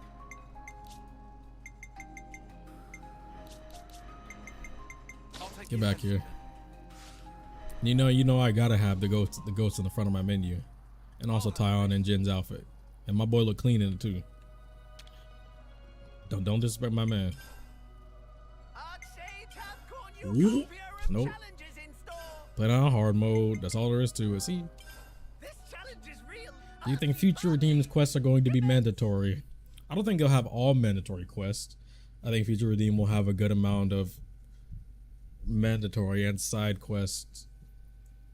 I think they're going to go with how Xenoblade 3 would have certain quests be part to progress the main story. But I won't think every single side quest are going to be mandatory. You know, I gotta get Fiona first chance I get, and for free. Sure, one of the few, but I really hope Future Redeem has ties together the Shadow, Beast Portal, Future connected into Annihilation events such as War Merging and Mobius. Yeah. In the trailer, I said it in my analysis video. You actually get to see. I need Miyabi. I need the fast recharge. My bad. Now look, nobody be afraid. Nobody be afraid. I know what I'm doing. I had a good lineup, but now I just need Xeon. I'm betting on Xeon. Xeon knows how to draw aggro way better than Ashira does. So don't worry, I have the tech. I'm not gonna die. Yeah, I know we see in the Future Redeem trailer that we see them fighting a fog beast. I remember because when I was watching it, I was like, ooh, but my brain was like zipping, so I didn't actually say it in the reaction because there was so much I wanted to talk about, and I just was like, you know what, I'll end this. Go to the chill. I don't have a defender, so I'm literally taking everything right now. Yeah, you see a fog beast in the Future Redeem trailer, which I'm really glad about because that is one thing that I really wish they did dive into more in the main game. I guess that's to answer that question earlier, is the whole deal with the fog, but I'm glad we can go into it now. Every intention of doing every quest mandatory or not. Listen, I didn't even do every quest in this version mandatory or not, but it's not that I didn't want to, it's just that there were other games. Arcshade is whimsy. Value of points earned will be adjusted to the next stage. An event will occur the next stage. Now, hopefully by adjusted you don't mean downwards. Thank you guys for coming to the stream tonight. This has been a lot of fun. Y'all know I basically run this channel on me running my mouth about things I enjoy. I mean, hey, I appreciate y'all. Even the people that came and lurked and left, I appreciate y'all too. You can't hear me? I'm gonna say it anyway. Subscribe if you haven't, and then stay tuned because tomorrow we will be here for Future Redeem. As of tomorrow morning, no other game exists. Listen. As of tomorrow, we gotta make sure no other game exists because time goes on. This being that trailer being shadow dropped last week ruined my entire plans for streaming Star Wars Jedi Survivor over on Twitch. That's gonna be a Twitch exclusive, so follow my Twitch. It's in the description because I'm playing Mega Man Battle Network. I'm playing the Mega Man Battle Network games over on Twitch because the Legacy Classic came out and that's one of my childhood games. And Jedi Survivor is also going to be a Twitch exclusive. I think I'll be doing an edited down version of the series on YouTube, but it's only going to be streamed on Twitch. That game, yeah, that game is like on the back burner entirely until I finish this. Torna Quest Design was absolutely boring. Structural materials, they just repeat the same thing over again. Yeah, as good as Torna was, that put a damper on things for sure. It's kind of unfortunate too. But Torna was really, really good otherwise. I'll do what I can. Jesus! There's no way. Tell me, you can't jump scare me with boss music, with the Mobius theme like this. I mean, I'm always down for the music, but you can't jump scare me like that. I was actually so shook.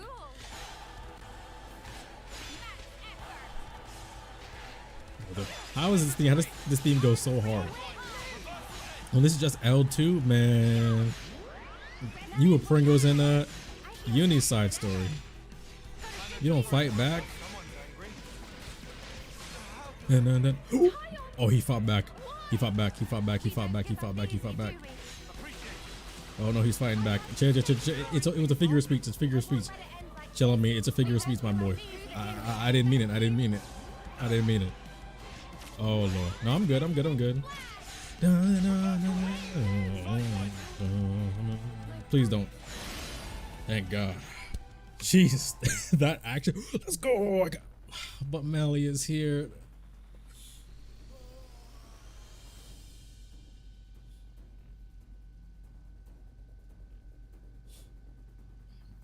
So you're gonna make me choose between the right decision, but then the right decision. You know what I'm saying? My heart says Melia, but then me not wanting to get folded into next week says Xeon. My favorite character in all of Xenoblade, or the one who's actually gonna save my life right now. Incredible. I think this is the end of the Cloud Saga or the Conduit Saga. First, I think the Conduit will continue to be what connects every Xeno entry after this. I do think that it is definitely going to be the end of the Klaus experiment events. I think Takahashi might have mentioned that in an interview. I could be completely wrong, but I think he might have mentioned that is the end of the Klaus experiment saga, but Xenoblade will continue. But I do think the Conduit will persist whether we get more Xenoblade or more Xeno series in general. Okay, gotta watch Nico watch JoJo before bed. Hey, shout out to the fellow Picky Penguins. Nico's the GOAT. I'm not talking about Xenoblade 3 Nico, I'm talking about Nico beat. Listen. Well, I'm sorry, Melia. You know I love you always, but I need Xeon to save my life real quick.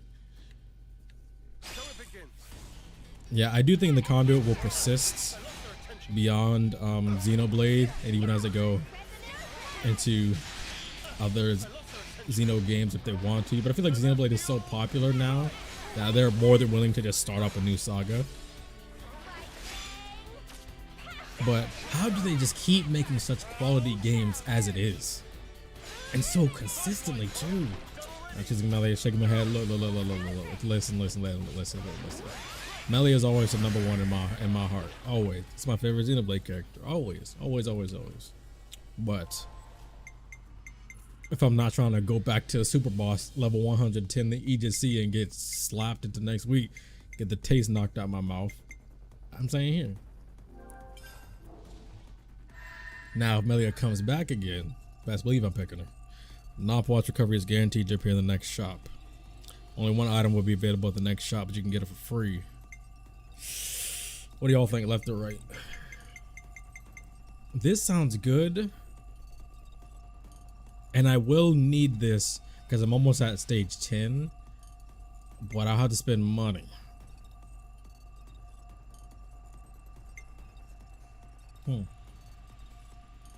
I think I'm gonna go with left here.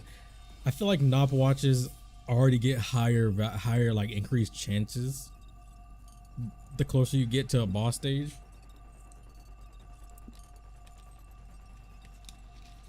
But still.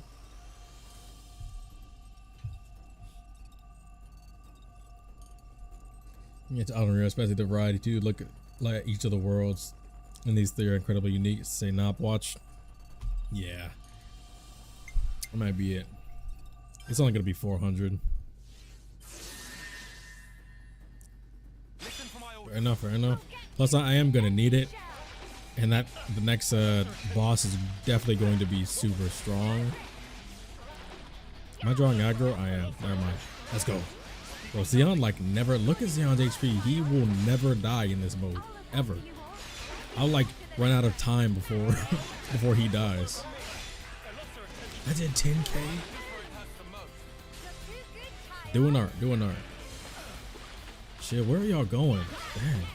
Can you like stay here? Yeah, I'm really excited. I still don't know when Future Theme is gonna come out, but whenever it does, that stream will be live. And I'm definitely gonna. Nothing's really going to compare to the experience of when Xenoblade 3 first dropped. And literally on Twitter, every single day, you would see a new not every single day, but as time went on, you would see a new chapter trending. Like in the first 2 days of the game's release, you would see chapter 1 trending, and then the next 2 days you would see chapter 2, and of course the chapters get longer as time goes on. So then the next like 5 days you'll see chapter 3 trending, because chapter 3 where the game really expanded. And then for like another week or two, chapter 4 was trending. And then when chapter 5 was trending, chapter 5 was trending for a good month and a half alone. Understandably so. And that experience, playing along with that, man, it was great. Of course, I wasn't actually looking at those trending sections to see what was in there, because I wasn't trying to get spoiled. Like, watch out, I'm not trying to get folded like that. But just to see how together the Xenoblade community can be to play these games was very, very nice. Chapter 5 is a masterclass in writing when you cry like a child. I honestly, I didn't like start tearing up in chapter 5 until I think it was, I started getting choked up when A Step Away started playing, but I don't think I really started like having a tear. It was when Uni started crying really bad. That, like when Uni started crying really bad and Tyon was like slamming his fist on the ground. Oh, that hurt.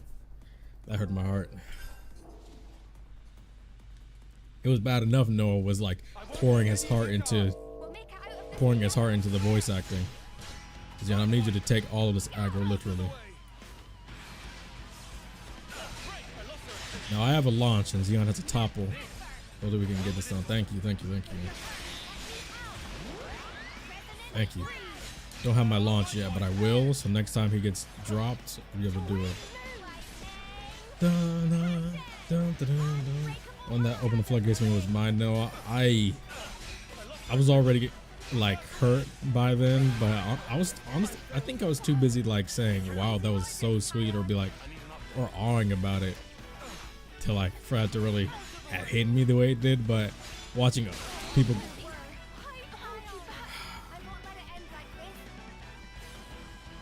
I know this is hard mode, but can you like chill on me?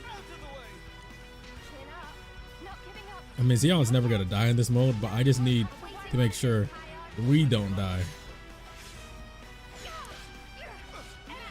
It kind of sucks that I didn't get like Izzard or something, because I need a more like direct healer. Maybe I should have. Maybe I really should have chosen Masha instead of Miyabi. The fast recharge is really, really good, but I'm not getting like proper heals enough. These are like 2 support healers. The Mind Noah seems great. Even when we got to the end of the game, I actually didn't start like crying in the credits of Xenoblade 3 until they started trying to run to each other. Bro, I was doing so I was doing so good, man. I was like, yo, I'm doing so good. This song is so sad and I'm feeling the feels, but I'm not gonna cry. I'm not gonna do it. But then once they started separating from each other, and then Noah and Mio started running back to each other, and the rest of them started running back to each other, that's when I was like, yeah, I'm done. It's over. I'm done for. Yes. I missed. There's no way. Oh, brother. Need to make sure I actually get my proper crits. Yeah, below 50 already? There's no way. Can you do an art so I can get a crit, sir? And then I need to do an art so I can get a crit. Thank you very much. I'm already getting mad crits though, because this class is busted. But oh, as soon as I move from the side, he's gonna look at him. Look at him. Look at him. Look at him. Now Xeon topple. Xeon topple. Xeon topple. Xeon topple. Topple. Thoughts? Xeon? Thoughts? Xeon? Thoughts? Thoughts? There's no. Ooh, Xeon, I'm gonna take you off the team right now. I think what's so bittersweet. What do you think your favorite scene in Xenoblade is? Oh, brother. I think I'd have to go per game. Maybe I have to go per chapter, per game. Because picking one scene per game, man. Let me think. I'll try per game. For Xenoblade 1, my favorite scene. It might be a scene in Future Connected, actually. I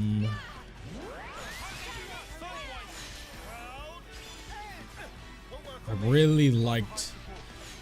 I mean, it's not really like a full cutscene, but I really liked the final heart-to-heart between Melia and Tyrea. But that doesn't really count because it's not really a scene.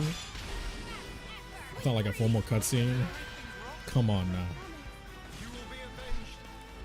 Yeah, but if you don't get us up, Xeon's not gonna die, so I'm good. But I will need another proper healer though.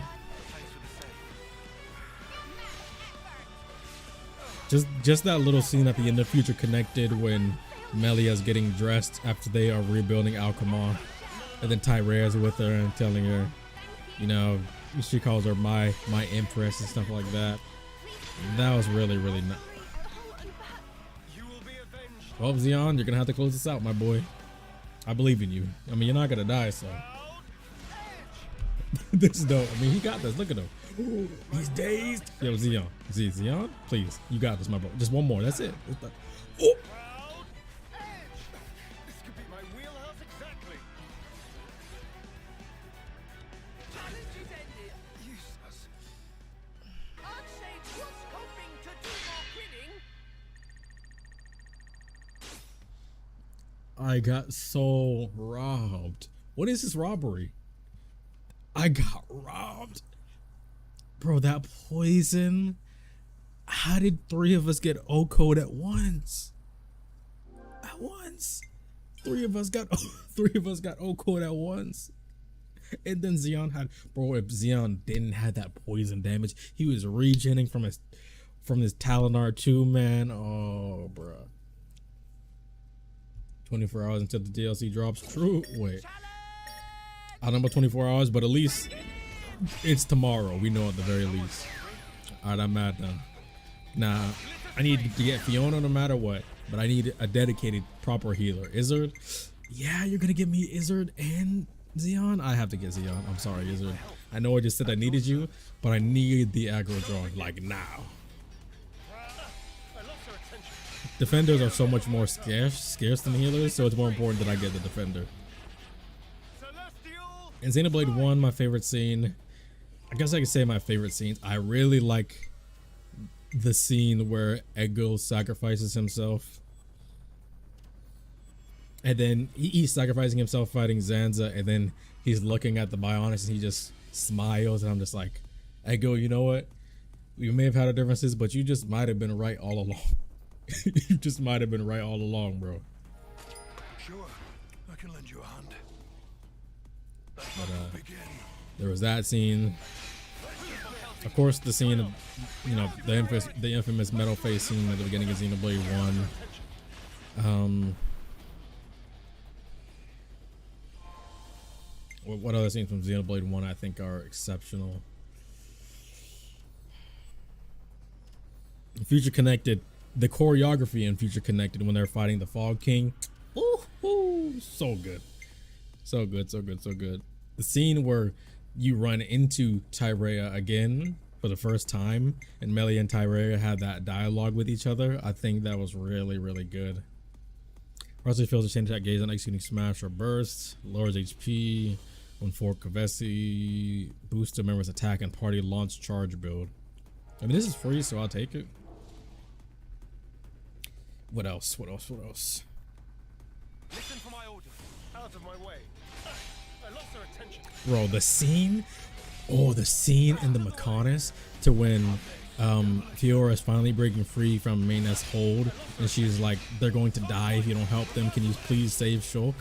And then Face Nemesis, the whole place is blowing up, and then Face Nemesis falls out, and then Face Nemesis like slowly inching towards the drop, and then Shulk is just like slowly walking to it, like he's just like focused only on that. He can't hear anybody else around him, and Face Nemesis falls, and he just jumps for it.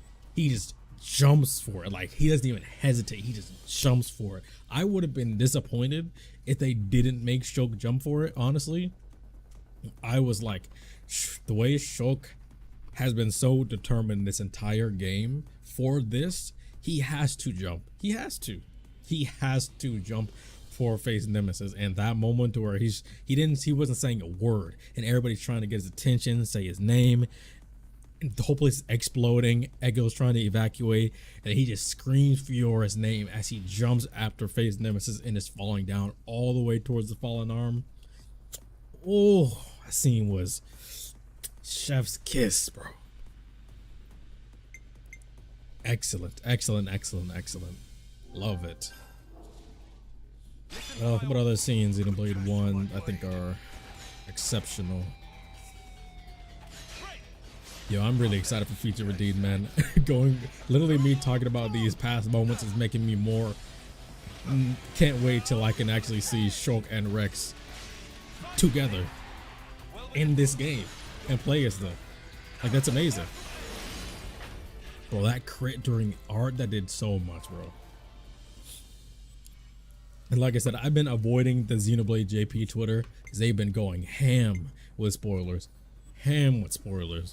And I'm not, and like I said, if it was months till the release, like a month or two, I might have looked, because then it can kind of like trickle out of my memory a little bit, and I can still go on feeling almost fresh. But with it being a week between the announcement or that trailer and the release, it felt kind of pointless to go and watch them all.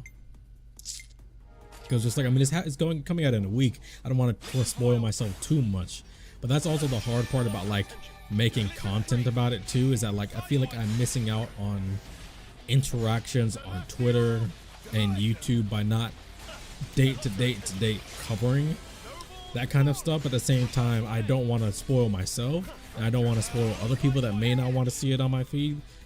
Plus, the value of my content for Xenoblade content is also in other areas, and I think it's really, really strong for me to still be focusing on my style of content for it. Can't get over how good the voice acting that scene was 10 years ago, bro. Adam Howden put his whole back into that. They all did, especially even Jenna Coleman too for Melia. And that was before Jenna Coleman became like big. That was before her like breakout in Doctor Who. And I'm a big Doctor Who fan. I love Jenna Coleman. So hearing those two, like she's Melia, but she's also Clara Oswald. Like, man, I was getting treated. Man. So to see her like glow up and then still be able to come back to the role of Melia, which is like, man, so good. I mean, I have so much money, I might as well buy this. Dang. Let's play this smart. First strike. You do that. But also, that is, I don't know, did I say this earlier? Come fan, you have more reasons to like your channel. And look, hey, I love her. Definitely my second favorite companion in Doctor Who. Donna Noble being number one, but Clara Oswald, strong number two. I'm gonna buy this because I can. boost attack greatly. I feel like I'm doing really good. But I also don't have a healer right now.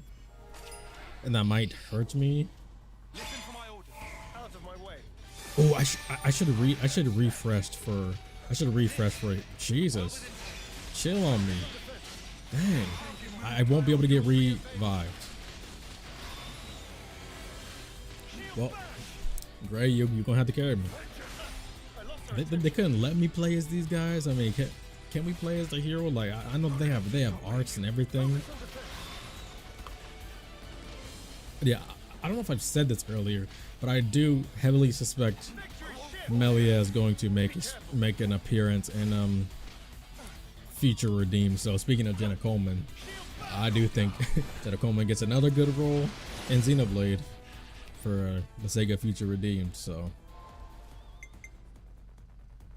I need to shuffle. I need a healer, bad.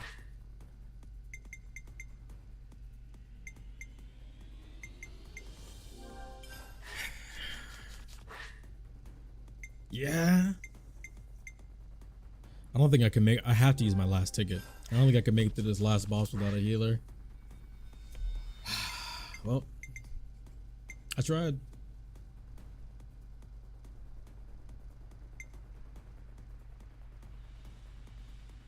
I mean, this is my only option, is to get another attacker, so I just completely kill the boss so quick. I have to. But yeah, the biggest reason why I was saying Melia, I expect Melia to make an appearance in Future Redeemed is one, Shulk mentions Melia in the trailer.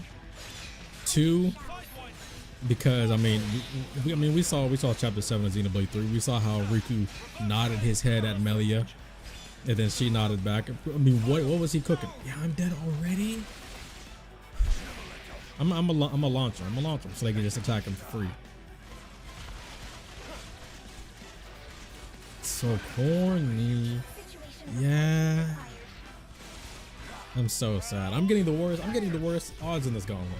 No heal. It's like I got Xeon early. I should have got. See, I'm over here saying the defenders are more scarce because there's so few, but I got no healers, 3 shuffles, and then 6 rounds later, bro.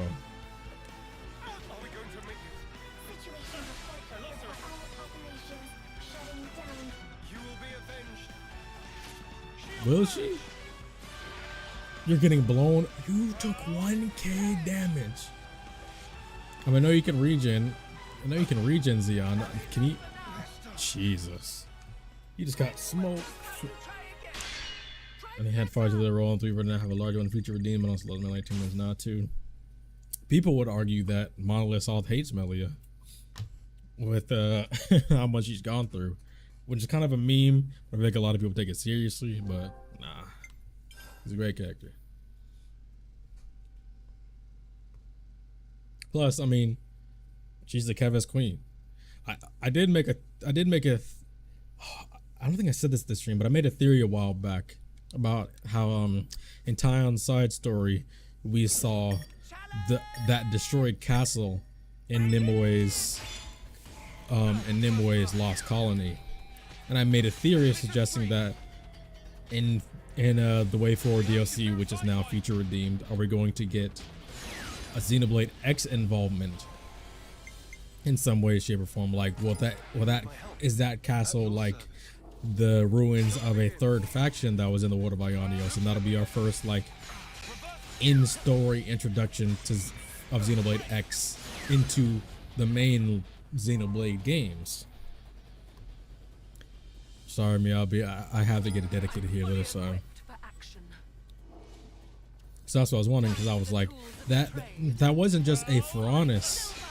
That wasn't just a Pharaonis that they saw in Nimue's colony. It was a castle and had cradles. You good, Xeon? It had entire cradles. So I was wondering, is that like going to be like the remnants of like a castle where Elma was the queen of it, maybe like a hidden third faction? But then I feel like there's not enough evidence for like that type of remnants in this world for that to be the case. Or maybe it could have been a third faction that got completely wiped out off the table. So in the war, they're never going to address a third faction because they got wiped out.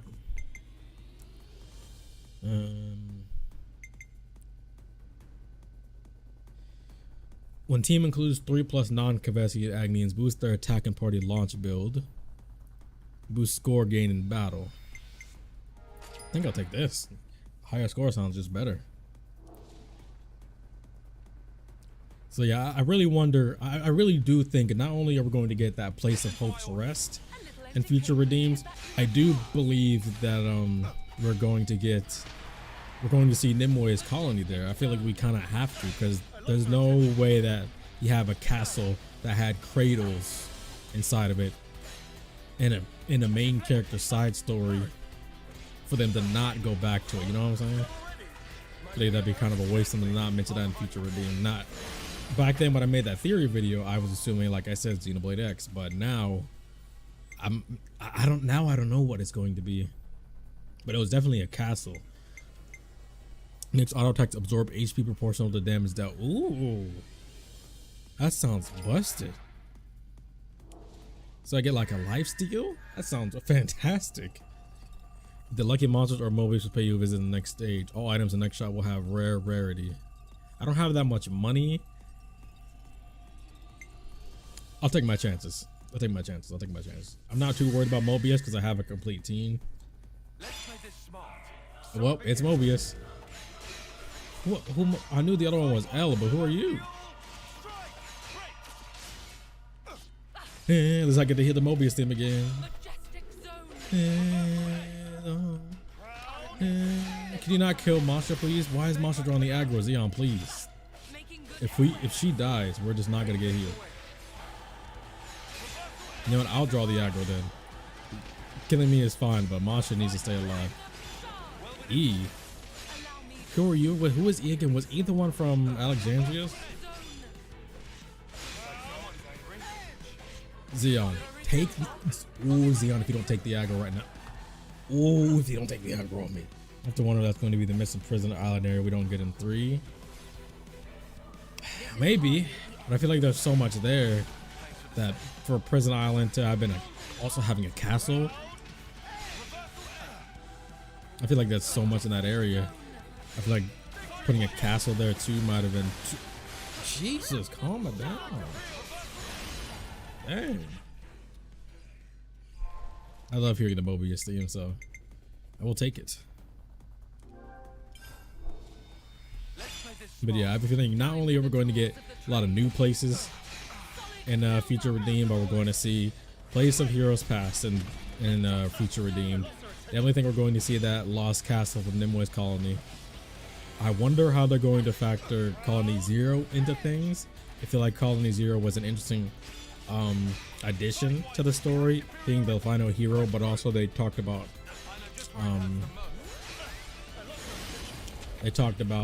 how Colony Zero was really in the scenes of manipulating things in the war.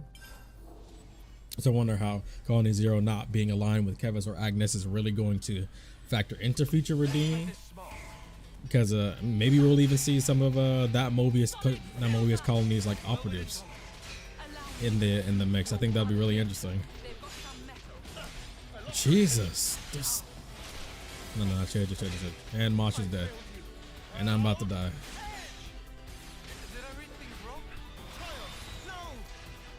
Oh my lord, I'm getting smoked. Some Mobius that I'll look at which one it's from. Yeah, that was Mobius E. It said, I think he was from Alexandria's. I was gonna say, is he the one from Sigiri's? But no, he's not from Sigiri's. He's Sigiri's was F. I only died to this man because I was missing everything. That sucks. I've been getting such bad rolls, such bad rolls in this Gauntlet, bro. Oh my god. This has been a lot of fun though. I've played this Gauntlet in a while, and I did beat a super boss today. 100 at level 105. Xeon, do you got the Xeon? Are you gonna reason enough for this? Can you clutch this? You didn't clutch last time. I don't think you have the HP for this. Yeah, but Alexandria's good catch. My memory is pretty great. Plus, I also remember. It's not just that I remember it, but it's also the fact that I was like, if it was a different, I feel like you would remember him more substantially from something if he was more the important ones. But in Alexandria's, you kind of just kick the Mobius in the back, and then he dies, and that's it. Okay, one other thing about, speaking of Alexandria, there was one issue I did have with Alexandria's ascension, is at that moment when Noah saves Alexandria in that quest, I wish that was Tyon that saves Alexandria, because he's the class inheritor, and yeah, there was even a moment in the ascension to where Alexandria went to ask Tyon for advice about what he thought about the situation with Valdi's Robo Buddy going astray. So she clearly thinks about him and cares about his opinion. But I feel like to have Noah be the one to save Alexandria then, and for the rest of the Ascension quest time, like, takes the back seat and Noah be the main one in the forefront, I feel like that kind of not necessarily spoiled things. I mean, it didn't spoil the Ascension for me, but I feel like it felt out of place. Add some HP and healing power slightly. Sure, why not? I need something. Masha, you really need to be closer to me, because I can't get anything with you all the way back there. So yeah, otherwise, I like Alexandria. I think her hero quest could have had more to do with it. The introduction to the hero quest is like very, very good. I liked it a lot, but the class inheritor didn't exactly align with the story of the quest. Thing is, I feel like I didn't really have that much of an issue with any of the other ones. I feel like most of them were pretty on par. Like, not to say that what you're saying isn't true, because there were some that felt like that, or more like some of them played out like, oh, I don't know who's going to get this, so they'll just give it to someone.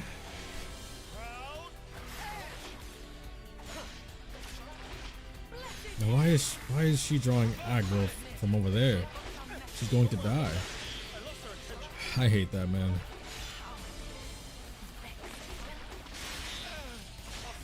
She shouldn't be drawing aggro, period. Is Yon around? Thank you. I mean, now since Zion's here, he's never going to die. I mean, look, he has 12k health. I just need to make sure that I don't upstage him. Can't sleep the Hypus 2, bro. I'm so excited. Nah, like I said, I don't know if we're gonna get it at midnight. I'm pretty sure I won't be live till midnight. But I think I'm gonna try to get as far as I can in this gauntlet. But I've talked so much in this stream, bro. So much, and I'm not expecting it to come out at midnight. If it does, I'll be like, man, am I gonna go live again, bro? Am I really about to go live again at midnight? I really wouldn't want to, because then I play for a very short time, because I'm still trying to sleep, you know. Trying to sleep. The part of me is like hopes it's later in the day tomorrow, so I can still have a normal day. But yeah, I'm really excited. Speaking of Ascension quest, I think Ashira's is very underrated.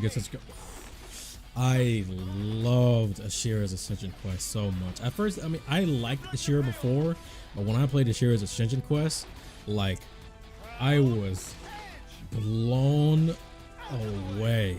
I really, man, the VOD show that's still up, I really just came out of, like, I was actually going through it by the end of it. I was like, jeez, that was rough, like actually rough. I had choked up, and just hearing Ashira's voice actress did an excellent job really expressing how tired and exhausted and just really strained she felt, having the memory of all of her past lives, having that aching pain of her being beheaded in her past lives too, still causing her problems, not just in this life, but in all of her different reincarnations from being reborn in the cycle. She remembers each and every one of them, and it's getting worse and worse as she gets older for each term and each period, each version of herself in the cycle. Not only that, but it was such an excellent callback to Kamaravi in his hero quest, to how he was still blind in his left eye and felt the pain of having torn out his eye. And I was like, wow, that's such an amazing callback to have Ashira be going through something similar. But not only that, she remembers it all too. Whereas Kamaravi didn't know why. Kamaravi didn't know why he was having that pain and he couldn't see through his left eye. Ashira remembered every last thing, and the delivery, just sitting down and just being like, I'm just so tired and I wish it could just end. I don't want to go through this pain anymore. And Uni, I want you to I don't want you to kill me and things like that, and just regaling her entire experience. That felt like the first time we were seeing the real Ashira, and that instantly shot her up to, like, at the time I said she's my second favorite hero, easily behind Fiona. Now I think she's probably my third favorite. She might still be my second favorite. I am going to be doing a video where I rank all the heroes in Xenoblade 3. That's going to be there in the future. But I have a feeling we're going to get one more hero, because there's still one more slot. There's still one more slot on the screen, on the hero screen. Still one more slot left. Are we really in this boss stage without? I shouldn't have ended it. If I die rank at, like, I'm not gonna do any arts until Xeon takes the aggro. The monster's already dead? You can't be serious. How is she taking the aggro? Why am I drawing the aggro already? This is ridiculous. That was... How did she die already, bro? Xeon does not start with the aggro. It's like he ends with the aggro, but it's like, man. It's like, I know I'm drawing aggro and doing a lot of damage, since now I have the aggro and I instantly die.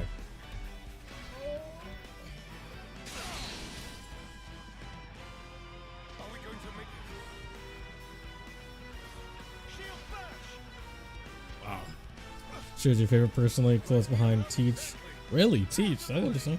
So I'll just have a better class, but I love his story. Yeah, when I do that video where I rank all the heroes, it's going to be a combination of everything. It's going to be about how I feel about their character, their writing, design, and then also gameplay. But the gameplay aspect of them isn't, trust me, it's not going to influence nearly as much as their characterization aspect. But yeah, Ashira's amazing.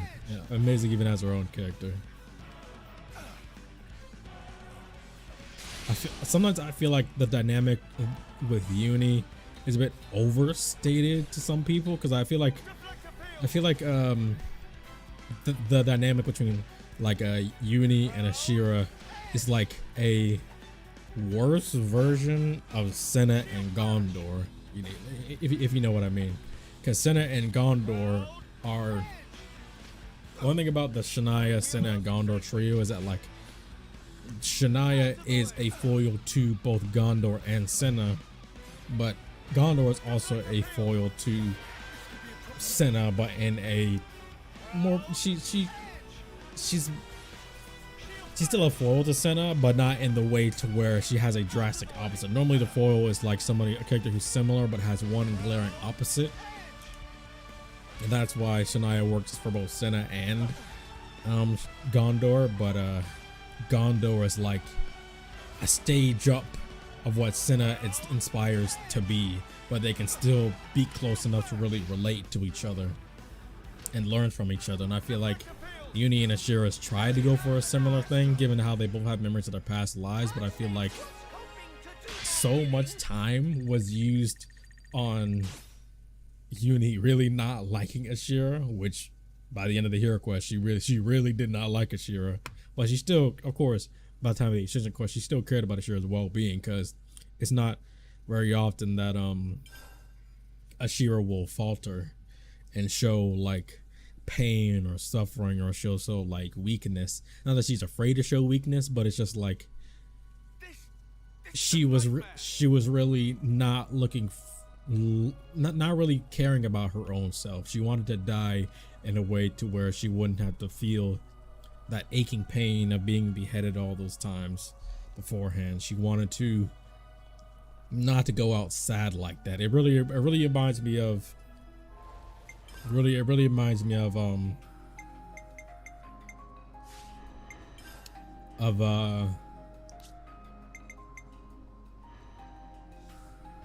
was I gonna say it reminds me of?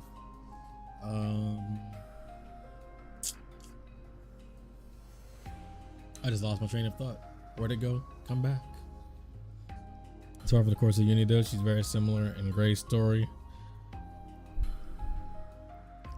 I don't know. I feel like she's more hard on Gray for like for him not really like opening up, but you can tell she like Gray makes her mad a lot. Well, I mean, like you said, but I feel like it's a bit different. It never really felt like she got seriously mad at Gray. It felt like she was more annoyed by his lack of being honest with them and not really telling everything. So it felt like she would get mad, but not in like a truly serious "I don't like you and I despise you" manner. Whereas for Ashira's, she went off on Ashira like hard. Like she told Ashira about herself. Was she wrong? No, she wasn't wrong. Well, I mean, she didn't have the whole context, but to a degree, she wasn't wrong about Ashira. She really was, to a degree, suicidal, but she wasn't like Uni ended up saying. Like, she figured out that Ashira wasn't like dumb enough to jump off Colony 11, but it never really felt like she disliked Gray, whereas it definitely felt like she truly did not like Ashira. Like Gondor, she's funny. Gondor is funny. I'm gonna go and look at the hero list right now. So we're gonna talk about this. This is probably I'm gonna end it off talking about some of these heroes. Inspiration maybe for that tier list I do. Gondor, not only is she funny, but she's a really good leader. Like, it's really nice to have mother and daughter so much alike but so different. You know what I'm saying? Monica's a sick leader, but then Gondor already has taken up the mantle so quick. And when she was like reading Shania, like her rights going off, like telling Shania about herself, like, you couldn't live up to House Vandom, could you? House Reed couldn't hold a candle to us. And all this time I was being truthful with you and honest with you, telling you what you should have been told, and you still don't get it, which understandably so why Shania didn't get it, because she had a terrible mother that was continuously talking in her ear, downplaying her, making her feel more desperate to do what's right. But all, at the same time, her mother is what caused her relationship with Gondor to be strained, simply because Shania felt that pressure, and she kind of took it out on Gondor in a way. But Gondor was really trying to tell her, look, if you still don't get it by this point, I'll show you through my actions, aka my fists, thing 1 and thing 2 right here, what makes the difference between my house and your house, what's the difference between me and you. But the only thing that's a shame about that is Gondor really did try to get through to Shania, but it's just a shame that her mother, like, Shania lost her sister, who was an inspiration to her. She lost her dad, who was the only one to really pull her out of her mother's clutches. And then once her father died too, Gondor was there, but Shania felt so much pressure at home that it strained the relationship with Gondor, lashing out at her when she didn't need to. So it started becoming mutual, that they were against each other, because Shania refused to listen to Gondor's nice advice, because Shania felt like it wasn't working, because to her mother nothing was ever enough and nothing would ever like fix that. But Gondor is really, really great. I love Gondor a lot, and I really appreciate the fact that they took the time to include Monica and Gondor at the very end of the game. Because I mean, like first of all, for her like being the elder of the city, the leader of the city, and her to not be in the final battle, like to see Zed, I feel like that would have been a misplay for them to do that. And of course, Gondor, who's already in training to be probably the next leader, maybe, or at least she knows from her mother how to be a leader and is going to do her own thing anyway, really wants to be there too. So I'm really glad. It really shows how much the game itself respects that both Monica and Gondor, who didn't come in until the 5th chapter of the game, are truly a integral part of the story. I think that's excellent. Gondor really is the best bird mom. She's so good. That whole, bro. First of all, the voice acting of the Papa Turkin was great. And the second of all, man, Gondor is really similar to Mithra, except Gondor is a lot more vicious than Mithra, honestly. But Gondor a lot of the time isn't even entirely serious. She's just really potty mouthed and hardcore. But at least somebody like Lance knows how to throw the shade back at her. Because I remember in her Ascension quest, she was like roasting Lance, and Lance was like, "What's that? You want a knuckle sandwich?" I was like, "Okay, Lance, y'all about to box it out? Hold up, let me get the camera out." Miyabi, man, ooh, I don't know if I want to say exactly what I want to say about you yet, because I have that off-seer video that I'm gonna be doing. The tribute, I still don't know what I'm gonna call it. I was thinking about calling it "The Brilliance of the Off-Seer in Xenoblade 3." That's my first title. "The Beauty of the Off-Seer in Xenoblade 3." And that was the only 2 titles I had so far. But I still wasn't sure if I wanted to make a follow-up video specifically for Miyabi, to where I go more in depth about her specifically as a character and as an Off-Seer, or if I wanted to include the segment about her dedicated to her inside that video. I don't know. I'm still figuring that out. Either way, all the future redeemed stuff that I'm going to be making content on is going to take precedent for at least a good couple weeks before I go and do my Shania analysis video, before I do the Off-Seer video, before I rank every hero in the game. And hopefully Future Redeemed actually does give us the final hero in this slot. Because one thing I did notice, I don't think I said it earlier, but we do have one more slot right here to the right of Masha. We do have one more slot right here. So yeah, I'm expecting one more, bro. Imagine if this last slot is Alvis. Boy, if we can get Alvis as a hero and as a class, whoo. Or you know what, I could just be entirely playing myself and we get this last slot filled, and then we get another page. Maybe that's it. Or maybe due to our real lack of defenders in comparison to the rest, we'll get Shulk, who is a defender. I think Shulk is a defender. Yeah, Shulk's a defender like a Dunban. I guess you could say he's a tank like Dunban. So Alvis as a hero, playing on my feelings here, bro. Imagine though, that'd be so. We still don't know what Alvis is gonna be doing in Future Redeemed, but I've been saying this since my last Xenoblade 3 stream. We have one more slot right here. I'm looking at you, right next to Masha, or right next to Masha's. Now, could it be Alvis?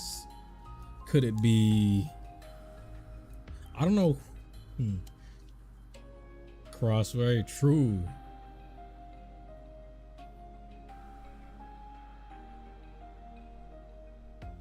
Could it be Alvis?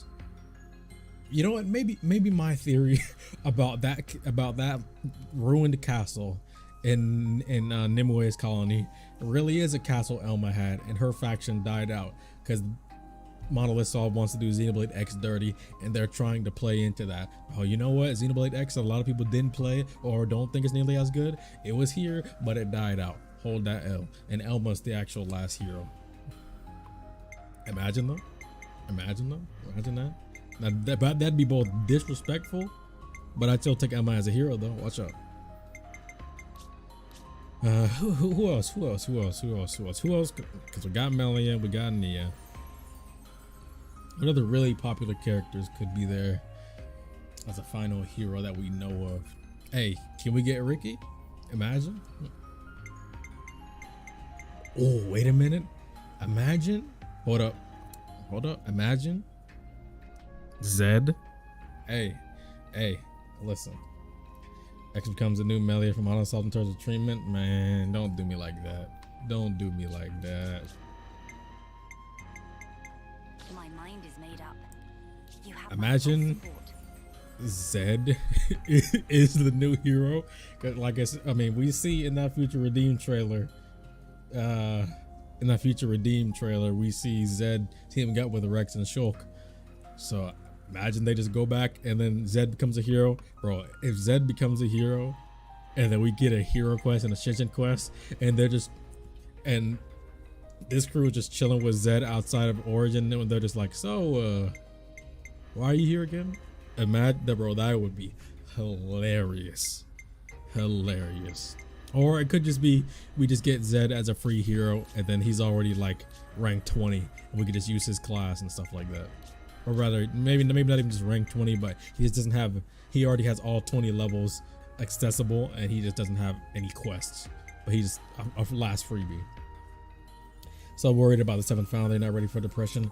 That's honestly something I'm kind of mad I didn't mention last time. I mentioned that we still don't know who the 7th founder is, but I don't think, yeah, in my reaction, in my analysis, I never spoke on that topic that, wait a minute, there are 7 people. There are six founding statues, and there was a 7th founder that they didn't want a statue made. All I'm saying, listen, if you do the math of who all we've seen as far as new characters of Future Redeemed or new or returning characters in Future Redeemed that have statues, but the only one who doesn't have a statue that's in the main mix, hey, I'm just saying. So you know we have to slay you at some point, right, Zed? Yeah, we've got a side quest first. True. I'd actually really want. Hey, we already have one Mobius. We already have one Mobius in our party. I mean, trying it. I mean, hey, maybe they can shoot the breeze or something. I don't know. But yeah, actually, ooh, theory. So you know how? Okay, I don't know anything because I haven't been looking at the Xenoblade JP Twitter, so I don't know any extraneous details. But hear me out. We know A has Ontas's core, has the Ontas Trinity processor core, but also we see at the very end Nile had it, but I'm gonna ignore that for now simply because think back to the statues, right? Think back to the statues. We have a statue of Matthew and then Nile, because we see Nile's statue because a Nile statue which says it's believed that the founder of Vandam and Doyle had or not, I forget what her family's name is called, but yeah, it said her family and Vandams were said to be siblings. So we have Matthew and Nile. We see Shulk's, which is Reed's. We see Cassini's, which is Rex. We see Glimmer, which is I forget hers names. But then we have Nicole's, which is Ortiz. The only one that's not there is A.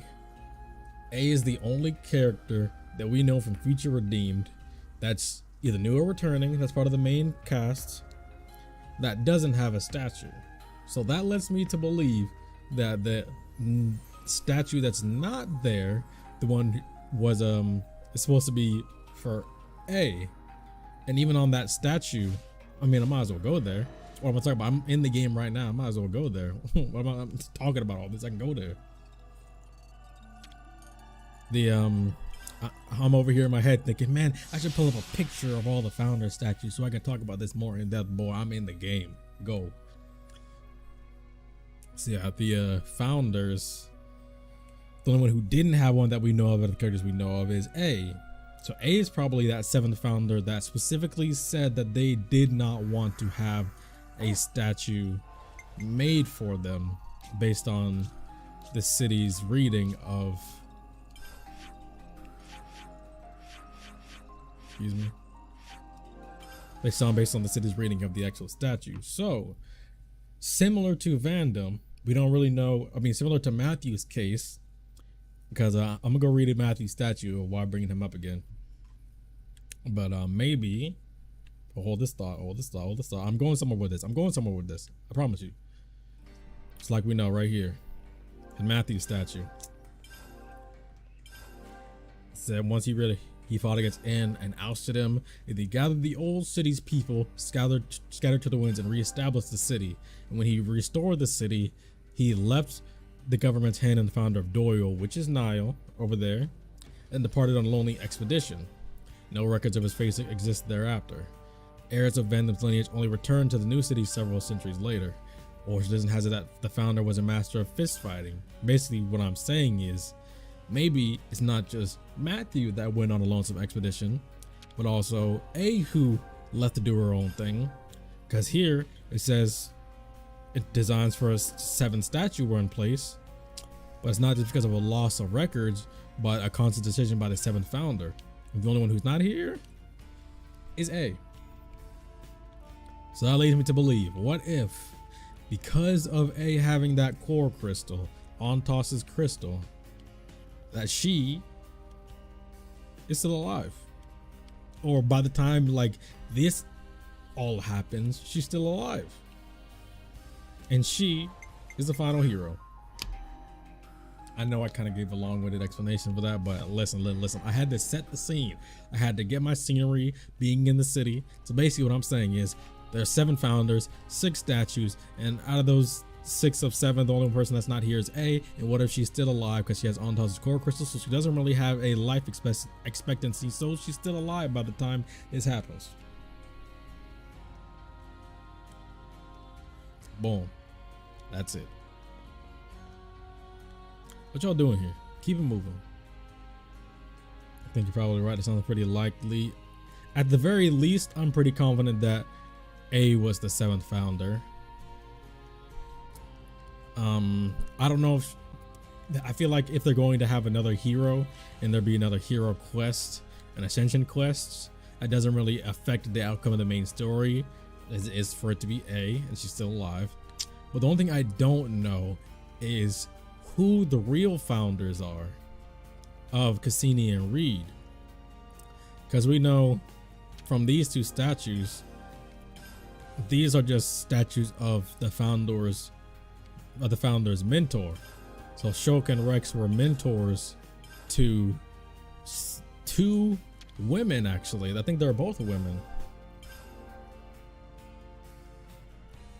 Depicts the founder respected mentor rather than the founder herself. So that there was 2 women that were founders, but they depicted the mentors. Yeah, rather the founder herself depicts the mentor figures. So as far as who one of these, I feel like maybe that girl we saw in the trailer that kind of looks like Charlotte, maybe she was actually going to be one of the founders. But she made a statue of either, probably going to be a statue of Shulk because she looks like Charlotte. I don't know if she actually has any relation to Charlotte, but she looks a lot like Charlotte. One of the girl who looks to be Charlotte's daughter. Yeah, that's exactly what I was thinking too. Oh look, it's Garrett. How you doing? But I assume maybe the real founder of Reed is the person who looks like Charlotte. But then who is the real founder of your house, Rex? Whomst? It is a great question. So as far as I am theorizing, at the very least, A is the 7th founder, and she could still be alive in this present time.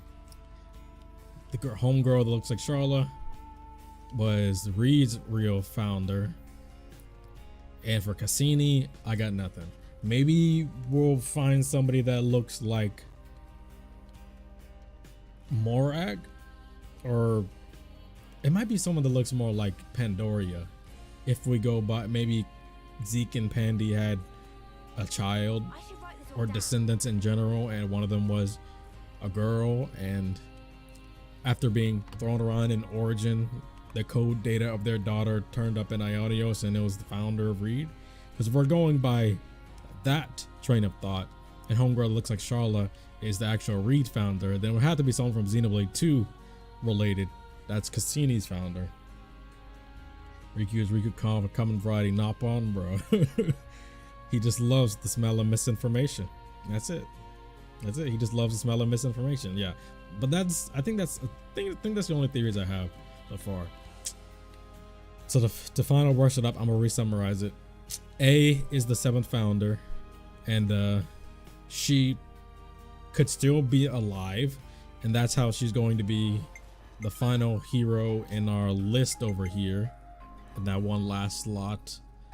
And then this group can meet her, but meet her and have a quest that goes through a bunch of like reminiscing and talks and discussion like that, but it doesn't actually impact the end game. And she didn't want something made of her because she didn't want to be remembered. Maybe Matthew and A had some sort of falling out, so she didn't want to really be remembered like that, and Matthew went on his own because he was just really hurt by it or something. And then Homegirl looks like Charla, the Reed founder. I'm gonna just throw it out there. Maybe Zeke and Pandy's descendant is the Cassini founder, and that's all I got. One of the missing girl is the missing mythical child. You know what? Hold on.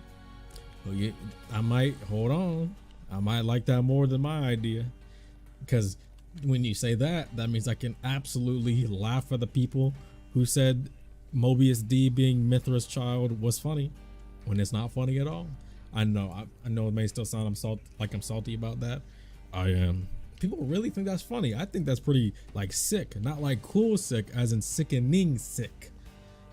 Mithra's been through enough. She's been through enough trauma. She's been through enough hardship. She's been through enough unfortunate circumstance and bad rep for her child to end up being a serial killing, beheading monster turned Mobius willingly. But yeah, I think that's gonna be it for me. A bit longer than I thought, almost 3 hours, but that was fun. Feature redeemed tomorrow. As far as what time? Oh yeah, apparently according to, who did you say? Arrow? According to Arrow, 9 p.m. EST and like 6 p.m. PST. So I had the event scheduled for 8 p.m. I'm just gonna switch it to 9 p.m. But yeah, that's all I got. I don't think I've consistently talked in one stream so long, but thank you everybody for coming out to the stream. If you haven't already subscribed to the channel, hey, go ahead and hit that subscribe button. I'm playing through all of Future Redeemed. I'm streaming all of it. I'm also going to have an edited down version of the series if you're not the type to like go through VODs. All my VODs are going to be timestamped too, but hey, if you want to wait for the edited down versions, you can go ahead. I'm still going to have a whole bunch more original Xenoblade content, like ranking every hero in Xenoblade 3. I have a Shania character dive. Character dive is what I call my character analysis series. I'm gonna have a Shania character dive. I'm gonna have a tribute to the Offseers. Definitely going to do a tier list, ranking all the villains in the Xenoblade games. I'm also going to have a whole lot of character analysis for the characters in this game, and some of the duos, the Ouroboros pairs in this game as well. And not just Xenoblade content. Not just the Xenoblade content, but I'm also gonna be start doing a whole bunch of content for the Wardens with You. I don't know if you guys are fans of the Wardens with You, but the Wardens with You is a fantastic game series. There's only 2 games that Square Enix hates promoting it. But it's a fantastic game series, easily in my top 3. I'm gonna be doing some on that. Kingdom Hearts, of course, y'all know my channel. I got plenty of Kingdom Hearts there. Persona, of course. I want to do more Dragon Quest, all types of stuff. Basically, subscribe and hit the bell so you stay tuned for all types of stuff. And I will keep doing my community polls because I love doing those community polls. Thank you for watching, and yeah, if you're wrong, you're bad. No, it's fine. It's fine. We haven't got. I mean, you could blame Nintendo for not giving us an official schedule after you gave us this trailer, and then in a week is what we get when we get the actual stuff, but no like time. Blame Nintendo. Anything. Great stream, love the discussion. Hey, I love them too. Upstream, good night and good day, y'all. Hey, you too. Everybody have a good night. Have a good day wherever you are. Keep nice and limber like Lan says. And yeah, that's it. Bye.